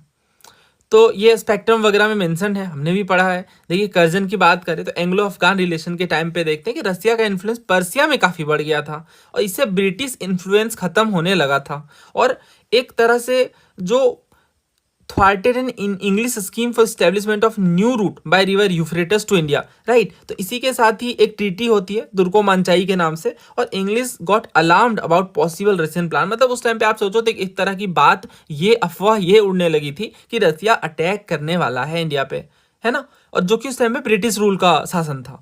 तो एक सर्च आ गया for the scientific frontier from the Indian side, passes of the north west seem to hold the key to entry India, the need was felt for Afghanistan to be under control of a ruler friendly to the British. तो इसका मतलब वही है कि एक ज़रूरत ऐसी महसूस होने लगी कि अफगानिस्तान उस पर्टिकुलर रूलर के अंडर रहे जो ब्रिटिशर्स के फ्रेंडली हो। तो यहाँ पे यही बात हम देख रहे हैं कि वो एक ब्रिटिश स्फीयर ऑफ इन्फ्लुएंस बढ़ाना चाहता था पर्शियन गल्फ में। यहाँ भी इन्होंने इस बात का जिक्र किया है। ये आप देखो कि रसिया का इन्फ्लुएंस पर्सिया में बढ़ने लगा था, तो यही चीज़ कर्जन को पसंद नहीं आ रही थी। आगे आप पढ़ोगे तो और डिटेल में इस पर बात की गई है। बाकी ये क्वेश्चन भी मॉडरेट है, बहुत ईजी तो नहीं है, ये आप एलिमिनेट कर दोगे। पैसिफिस्ट कहाँ से ये करेगा, इसके टाइम पे तो काफ़ी सारी डिबेटेबल चीज़ें हुई थी, बट इन दोनों में अब यूएस वाला भी एलिमिनेट हो जाएगा। कोई खास इंटरेस्ट नहीं दिखाया गया ब्रिटिश सर्च के द्वारा यूएस में। थोड़ा सा 1% इनमें कन्फ्यूजन हो सकता था कि इंग्लिश और रसिया को लेकर क्या बात थी।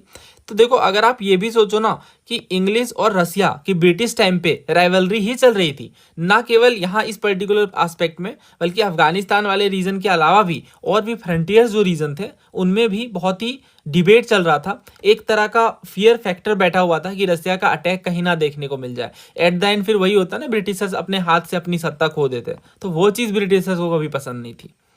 तो ये इसके पीछे का लॉजिक है। अगला क्वेश्चन देखिए, असम के बारे में पूछ रहे हैं।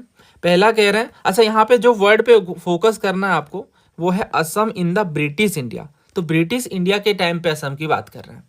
पहला ये कि नॉर्थ ईस्ट फ्रंटियर एजेंसी का पार्ट था नेफा का। दूसरा ये कि ये एक प्रोविंस बनाया जाता है 1865 में। तीसरा ये कि ये सेपरेट किया जाता है बंगाल से 1874 में, और सिलहट के साथ एक चीफ कमिश्नर प्रोविंस बनाया जाता है। और चौथा ये है कि ये एक प्राइंसली स्टेट था जो कि अहोम किंग रूल कर रहे थे। क्या होना चाहिए इसका आंसर? अच्छा हाँ, लास्ट क्वेश्चन में मुझे एक बात और ध्यान आ रही है। आई एम सॉरी कि मैं दोबारा इस क्वेश्चन पे जा रहा हूँ, बट आप देखो एक दो बात ये है कि अफगानिस्तान के बारे में आपको ये पता होना चाहिए कि ब्रिटिश इंडिया और रशियन टेरिटरी के बीच ना ये बफर स्टेट के जैसा वर्क कर रहा था। तो ये बात बहुत ज़रूरी है समझना, ब्रिटिश इंडिया और रशियन टेरिटरी के बीच ये एक बफर स्टेट के जैसा था। जबकि जो पर्सिया है यानी जो ईरान वाला पार्ट है, इनमें दोनों ही पावर, ईरान वाला जो पार्ट है पर्सिया वाला, बोथ ब्रिटिशर्स एंड रसिया अपना पॉलिटिकल इकोनॉमिक इन्फ्लुएंस डोमिनेट करने की कोशिश कर रहे थे। तो ये थोड़ा डिफरेंस हो जाता है। इनफैक्ट आप देखो तो एक पर्टिकुलर एस्पेक्ट ये भी देखने को मिलता है कर्जन के टाइम पे कि Curzon British imperial foreign policy में बहुत ज़्यादा इन्वॉल्व था। और ये इसे पता था कर्जन को कि अगर मैं इन रीजन्स को, सेंट्रल एशिया, पर्शियन गल्फ, इन्हें कंट्रोल कर लूँ तो इंडिया को रशियन एक्सपेंशन से बचाया जा सकता है। और ये जो पर्टिकुलर एस्पेक्ट था कि रसिया के एक्सपेंशन से जो ब्रिटिश इंडिया को बचाना है, ये पर्टिकुलर आइडियोलॉजी ग्रेट गेम्स का पार्ट थी। ग्रेट गेम्स नाम की एक आइडियोलॉजी थी ब्रिटिशर्स की, उसी का पार्ट थी कि रसिया के अटैक से ब्रिटिश इंडिया को बचाना है। ये ग्रेट गेम क्या था? ग्रेट गेम एक तरह का पॉलिटिकल कॉन्फ्लिक्ट था। किसके बीच? ब्रिटिश और रसिया के बीच, है ना। और जब मुगल एम्पायर डिक्लाइन हो जाता है तो ब्रिटेन अपना रूल इंडिया में स्टैब्लिश कर देते हैं और रसिया एक्सपेंड करने लगता है साउथवर्ड। तो इसी जो एक्सपेंशन का डर है वही खतरा मंडराता है ब्रिटिशर्स को, और इसी को ग्रेट गेम्स कहते हैं। तो ये टर्म इंपॉर्टेंट है, ध्यान रखिएगा। अफगानिस्तान के बारे में ध्यान रखिएगा, ब्रिटिशर्स के टाइम पे ये एक बफर स्टेट के जैसा एक्ट कर रहा था। तो ना केवल अफगानिस्तान की बात है, बल्कि आप देखो पर्सिया में भी दोनों पावर ट्राई कर रहे थे कि डोमिनेट करें। तिब्बत में भी इनफैक्ट आप देखो तो एक्सप्लोरर ही भेज दिए जा रहे थे, स्पाइज एजेंट भेजा जा रहा था कि जाओ चेक करके आओ कि कोई खतरा का अंदेशा तो नहीं है। इतने डरे हुए थे ब्रिटिशर्स। तो एट द एंड क्या होता है ग्रेट गेम का कंक्लूजन? यही होता है कि जो राइवलरी है वो ग्रेजुअली एंड कर जाती है एंग्लो रशियन कन्वेंशन से। मतलब दोनों देश आपस में, या यूं कहें दोनों टेरिटरीज आपस में समझौता कर लेते हैं, जहाँ पे दोनों एम्पायर एग्री कर जाते हैं कि अपना अपना जो टेरिटरी है उसे हम डिमार्केट कर लें। तो हालांकि देखो अब ग्रेट गेम का इन्फ्लुएंस आगे भी देखने को मिलता ही है कि अलग अलग फॉर्मेट में वो निकल कर आते हैं। फिलहाल हम इसकी बात कर रहे थे। तो देखो इसमें जो कह रहे हैं ना असम के बारे में, तो असम को एनेक्स किया जाता है बाय द ब्रिटिशर्स इन 1826 और ये होता है आफ्टर द ट्रीटी ऑफ, नाम याद रखिएगा, यांडोबो। और इससे ही फर्स्ट एंग्लो बर्मीज वॉर खत्म होता है। तो फर्स्ट एंग्लो बर्मीज वॉर किससे कंक्लूड होता है? ट्रीटी ऑफ यांडोबो से। इनिशियली जो असम है वो बंगाल प्रेसिडेंसी का पार्ट था, ठीक है। 1874 में जो असम है वो सेपरेट हो जाता है बंगाल से और एक चीफ कमिश्नर प्रोविंस बन जाता है जिसमें सिलहट भी इंक्लूडेड होता है। बाद में 1905 में आप जानते हो बंगाल का पार्टीशन हो जाता है तो असम एक न्यू प्रोविंस बन जाता है और इस हिसाब से आंसर सी यहाँ पे बिल्कुल सही है। बाकी देखो नॉर्थ ईस्ट फ्रंटियर एजेंसी, ये तो आप जानती हो, तो अरुणाचल प्रदेश वाली बात है और वो भी इंडिपेंडेंस के बाद, तो इस हिसाब से ये गलत हो जाता है। और दूसरा कह रहे हैं 1865, ये तो ईयर भी गलत है, एक प्रोविंस तो ये बनता है 1874 में, बाद का टाइम पीरियड है। और चौथा कह रहा है, हाँ इसमें बहुत लोग कंफ्यूज हैं कि डी क्यों सही नहीं हो सकता है। देखो डी इसलिए नहीं सही हो सकता है बिकॉज अहम किंगडम तो ब्रिटिशर से पहले रूल कर रहे थे ना। आफ्टर एंग्लो बर्मीज वॉर और ट्रीटी ऑफ यांडोबो असम तो ब्रिटिशर्स के कंट्रोल में आ गया था। तो ये तो ब्रिटिश इंडिया वाली जो बात कह रहे हैं, तो इस टाइम पे प्राइंसली स्टेट नहीं एग्जिस्ट कर रही थी अहम किंगडम में, तो क्योंकि 1826 में एंग्लो बर्मीज वॉर होता है और इसके बाद Ahom kingdom ruled before the Britishers, but after the Anglo Burmese war and treaty of Yandabo Assam came under the British rule. तो 1826 में ब्रिटिश रूल का पार्ट बन जाता है, तो इस हिसाब से डी जो है वो गलत रहता है। तो ए गलत है, बी गलत है और डी गलत है। सही आंसर इसका ऑप्शन सी है। नेक्स्ट क्वेश्चन देखिए, इसमें कह रहे हैं कि what were the peasant association setup in Kerala in 1930s cold. तो इसका जो सही आंसर है ना वो ऑप्शन सी है, कृषक संगम। ये भी एक टफ क्वेश्चन है, बहुत सारे बुक में आप सर्च करोगे तो ये मिल जाएगा, ये पर्टिकुलर फैक्ट्स मिल जाते हैं, बट द थिंग इज़ कि क्या उतना प्रिपेयर करके जा पाना पॉसिबल है? तो इसका जवाब है नहीं। और ऐसे क्वेश्चन में एक चीज़ें हैं, या तो आप स्किप कर सकते हैं, अगर आप लॉजिक अप्लाई करना चाहें तो ये देखो बाकी के सारे ऐसे टर्म्स हैं जो बहुत ही नॉर्थ इंडिया से एसोसिएटेड है, किसान सभा वगैरह पंजाब और बाकी रीजन्स में एक्टिवेटेड मिलेगा, तो इस हिसाब से आप एलिमिनेट कर सकते हो। और संगम टर्म देख के भी आप साउथ इंडिया से एसोसिएट कर सकते हैं। ये जो कृषक संगम है ये एक तरह का पीजेंट ऑर्गेनाइजेशन था जो कि केरला वाले रीजन में पर्टिकुलरली एक्टिवेटेड था और ये फॉर्म किया गया था by Congress Socialist Party activist 1930s में, ठीक है। 1930s में कांग्रेस सोशलिस्ट पार्टी के द्वारा ये फॉर्म किया गया था और ये एक तरह का लैंडलॉर्ड के द्वारा जो एक्सप्लॉयटेशन था, उनके जो अनफेयर रेंट्स वगैरह थे, उन ग्रीवांसेस को, उनके जो पीजेंट्स के ग्रीवांसेस थे, प्रॉब्लम्स थी, उन्हें एड्रेस करने के लिए ये बनाया गया था। नेक्स्ट क्वेश्चन देखिए, who set up the Bharat Stri Mahamandal which first met in Allahabad in 1910? Annie Besant, Meherbai Tata, Sarala Devi Chaudhurani और ताराबाई सिंधे। तो ये स्पेक्ट्रम वगैरह मेंशन है, हमने भी पढ़ा है।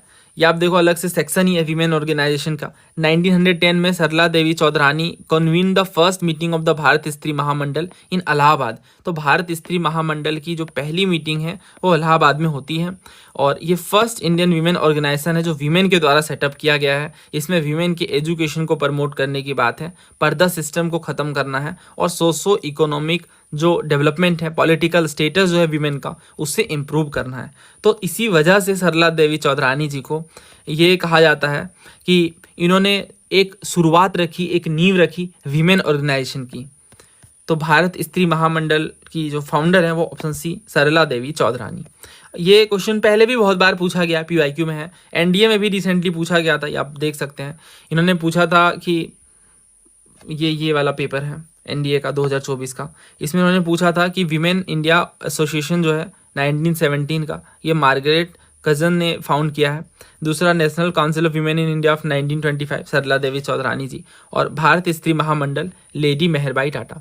तो यहाँ से आप आइडिया लगा सकते हैं कि देखो ये जो विमेन इंडिया एसोसिएशन है ये लेडी मेहरबाई टाटा ने, और भारत स्त्री महामंडल जो है ये सरला देवी चौधरानी जी ने। तो आई गेस 2 और 3 को स्वैप कर दिया गया है, पहला बिल्कुल सही है। तो भारत स्त्री महामंडल सरला देवी चौधरानी जी ने फाउंड किया है 1910 में, तो ये पता ही है आपको, इलाहाबाद में। और इनका प्राइम फोकस वही था, फीमेल एजुकेशन को प्रमोट करना। और इसके बाद जो ये दूसरा है वो गलत है, national council of women in India, ये लेडी मेहरबाई टाटा ने फाउंड किया है। तो इस हिसाब से अगर हम देखें तो ऑप्शन डी सही बनता है, 1 ओनली, क्योंकि हमसे करेक्ट पूछा गया है। तो 2 और 3 तो गलत हैं, तो पहला ही बस सही है।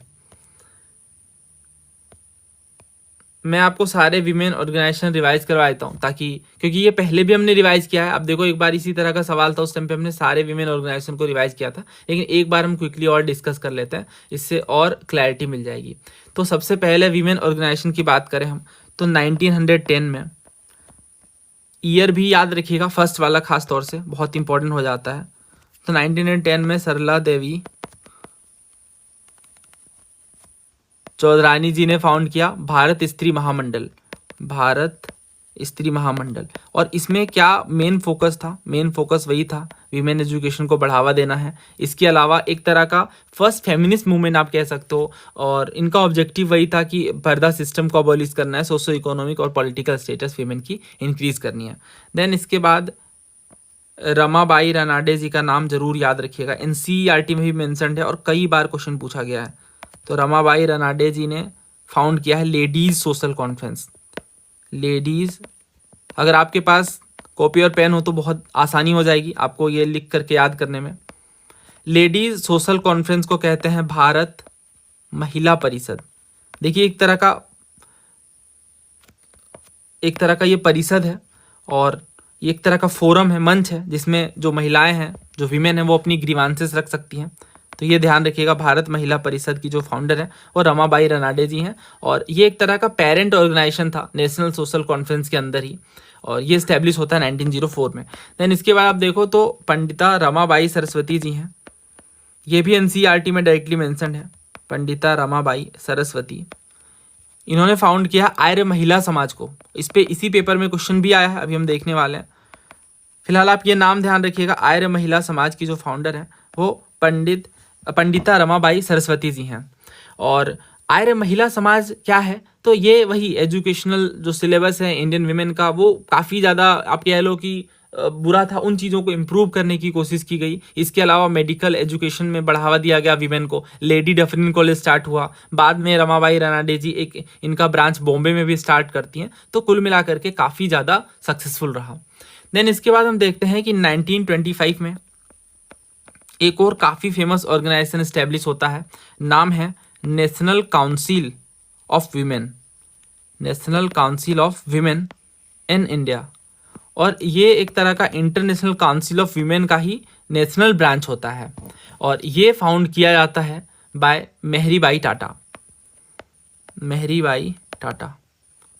और ये एक इम्पॉर्टेंट रोल प्ले करती हैं। वो यही कहती हैं कि जो पर्दा सिस्टम है बहुत गलत है, कास्ट डिफरेंसेस के कारण, लेक ऑफ एजुकेशन के कारण वीमेन को बहुत सारे सोसाइटल प्रॉब्लम फेस करने पड़ते हैं, और अगर इन चीज़ों पर सही तरीके से वर्क किया जाए तो हमारा इंडिया काफ़ी ज़्यादा डेवलप हो सकता है। देन इसके बाद 1927 में हम देखते हैं कि ऑल इंडिया वीमेंस कॉन्फ्रेंस ये फाउंड किया जाता है बाय मार्गरेट कजन्स।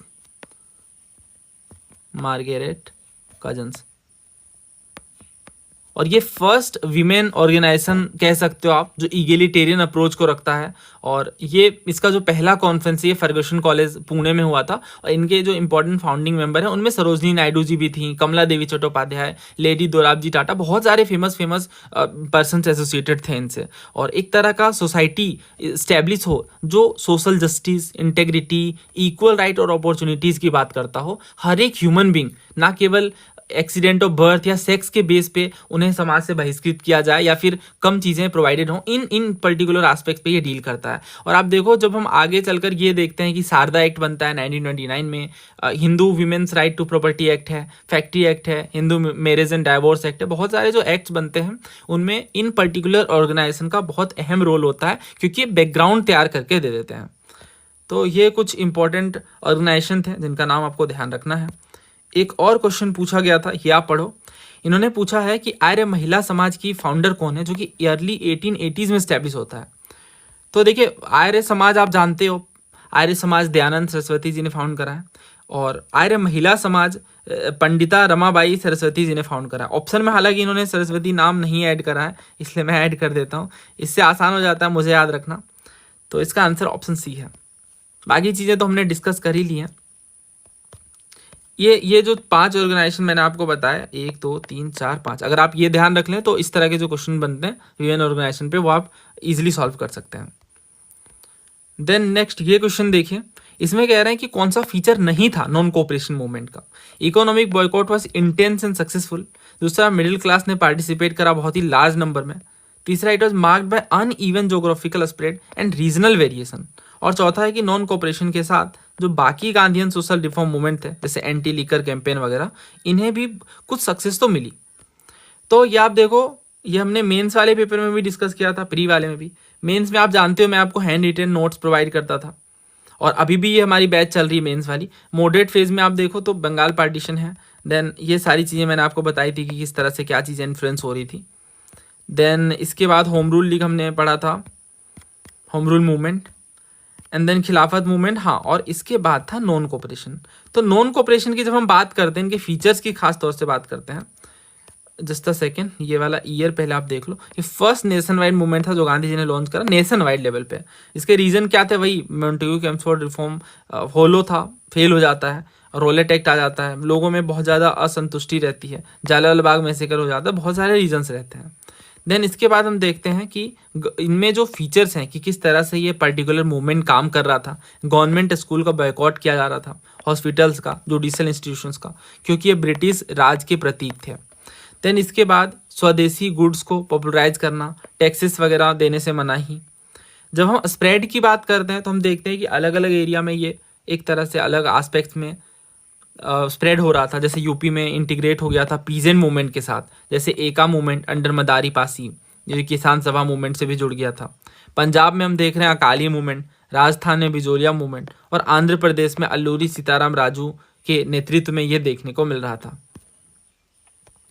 तो ये मैंने अलग से आपको लिख के दिया था, लोगों का रिस्पॉन्स कैसा था। पीजेंट्स ने मैसिव पार्टिसिपेशन दिया, यानी किसानों के, क्योंकि यहाँ पे हित की बात हो गई ना किसानों के। देन इसके बाद बिजनेस क्लास ने बॉयकॉट करा सपोर्ट को, मतलब बॉयकॉट का सपोर्ट करा। देन स्टूडेंट बहुत ज़्यादा एक्टिवली पार्टिसिपेट करते हैं, काफ़ी सारे जो स्टूडेंट्स हैं वो स्कूल छोड़ देते हैं, स्कूल से अपना नाम हटा लेते हैं। देन वीमेन ने लार्ज नंबर में पार्टिसिपेट करा। मिडिल क्लास देखो बिगिनिंग में इस मूवमेंट को लीड करते हैं, बट बाद में ये डाउट करते हैं गांधी जी के आइडियाज़ पे, क्योंकि जो मासेस थी, जो मेजर क्लास थी, वो इस पर्टिकुलर एस्पेक्ट को लेकर डाउट करता है कि क्या जो हम नॉन वायलेंस की बात कर रहे हैं, क्या जो नॉन वायलेंस की बात गांधी जी कर रहे हैं वो हर एक एस्पेक्ट में फुलफिलिंग होगा। तो इस चीज़ को लेकर डाउट किया जाता है।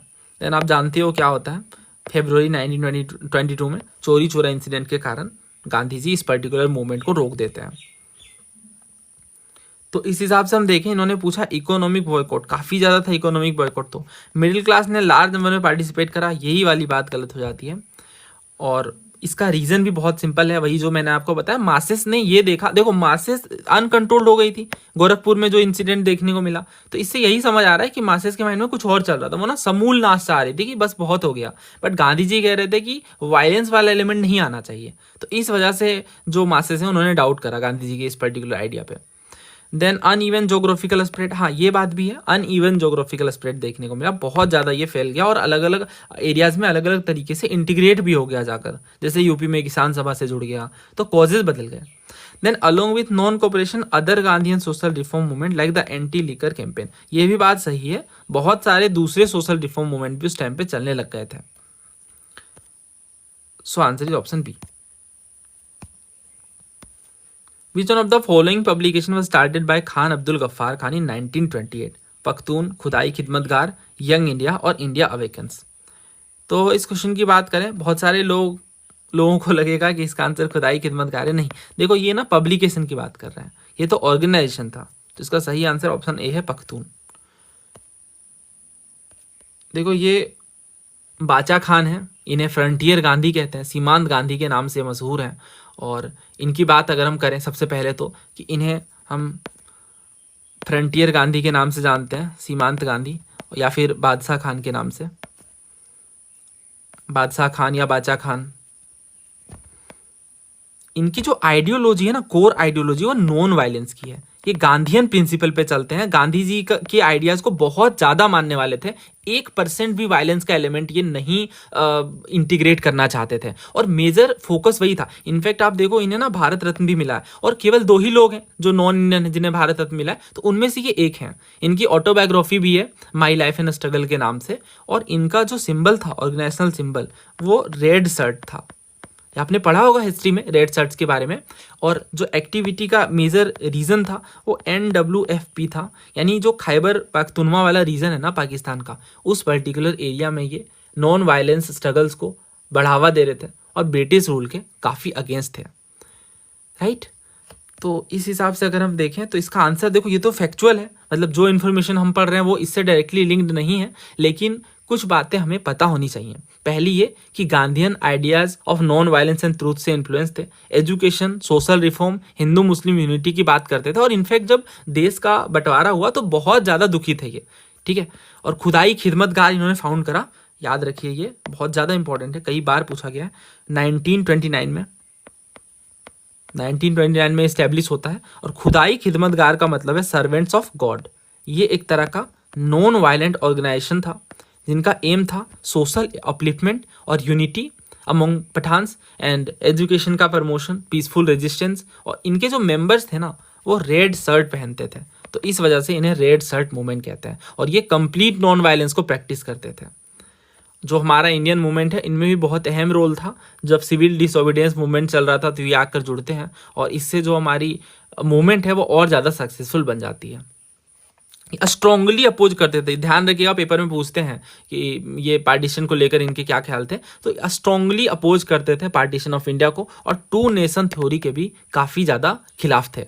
इनफैक्ट जब NWFP का इंक्लूजन हो रहा था पाकिस्तान में तो भी ये इसके विरोध में थे। वही कह रहे थे ना कि इस तरह से आप बंटवारा करोगे चीज़ें तो सही तरीके से नहीं चल पाएंगी। देखो ये सवाल ना सिविल सर्विसेज 2002 में पूछा गया था कि खुदाई खिदमतगार, जिसे रेड शर्ट कहते हैं, लाल कुर्ती कहते हैं हिंदी में, तो ये किस पर्टिकुलर चीज़ का नाम है इंडियन फ्रीडम स्ट्रगल के कॉन्टेक्स्ट में। पहला कह रहे हैं यूनियन था पख्तून ट्राइबल एरियाज़ का और नॉर्थ वेस्ट में। दूसरा ये कि the adoption of terrorist tactic method for terrorising and finally ousting the colonial rule. तो आप समझ रहे हो ये एक तरह की टेररिस्ट एक्टिविटी थी जो कॉलोनियल रूल को हटाना चाह रही थी। दूसरा ये कम्युनिस्ट रेवोल्यूशन की आइडियोलॉजी का एडॉप्शन ताकि पॉलिटिकल और सोशल रिफॉर्म किया जा सके। और चौथा कि Pathan regional nationalist unity and a struggle against colonialism. तो इसका आंसर ऑप्शन डी है। ये एक तरह की पठान रीजनल नेशनलिस्ट यूनिटी थी और कॉलोनियलिज्म के खिलाफ थी, ब्रिटिश कॉलोनियलिज्म के खिलाफ थी। So answer is option D. ये क्वेश्चन भी हमने डिस्कस किया है। नाउ नेक्स्ट ये देखिए, whom the following is considered to be the first Indian to go to jail in performance of his duty as a journalist. Mahatma Gandhi, Rabindranath Tagore, Lokmanya Tilak और Surendranath Banerjee. Again ये भी स्पेक्ट्रम में मेंशन है। 1883 में Surendranath Banerjee first Indian journalist होते हैं to be imprisoned. So answer is option D. पहले भी बहुत सारे स्टेट पीसेस वगैरह में ये पूछा गया, बट ये हमारे बेसिक सोर्सेज में कवर्ड है तो बहुत ज़्यादा इसमें डिस्कस करने की नीड नहीं है। नेक्स्ट क्वेश्चन देखिए, which social reformer's autobiography entitled looking back describe his experiences in setting up a school for women in Poona in 1890s। तो ये कह रहे हैं कि लुकिंग बैक नाम की ऑटोबायोग्राफी है, आत्मकथा है, जो कि बताती है उन्होंने किस तरह से विमेन के लिए स्कूल्स वगैरह ओपन करे 1890s में पूना में। मैक्सिमम लोग Poona women college, women school इस तरह से एसोसिएट करके ज्योतिराव फुले जी के साथ जाना चाहेंगे, बट ये गलत है। इसका सही आंसर ऑप्शन बी है, सॉरी ऑप्शन ए है, ढोंडो केशव कर्वे। तो ढोंडो केशव कर्वे जी ने लुकिंग बैक नाम की अपनी ऑटोबायोग्राफी लिखी है, जिसमें इन्होंने विमेन के लिए स्कूल्स वगैरह सेटअप करने की जो बातें हैं उन सारे एक्सपीरियंसेस को शेयर किया है।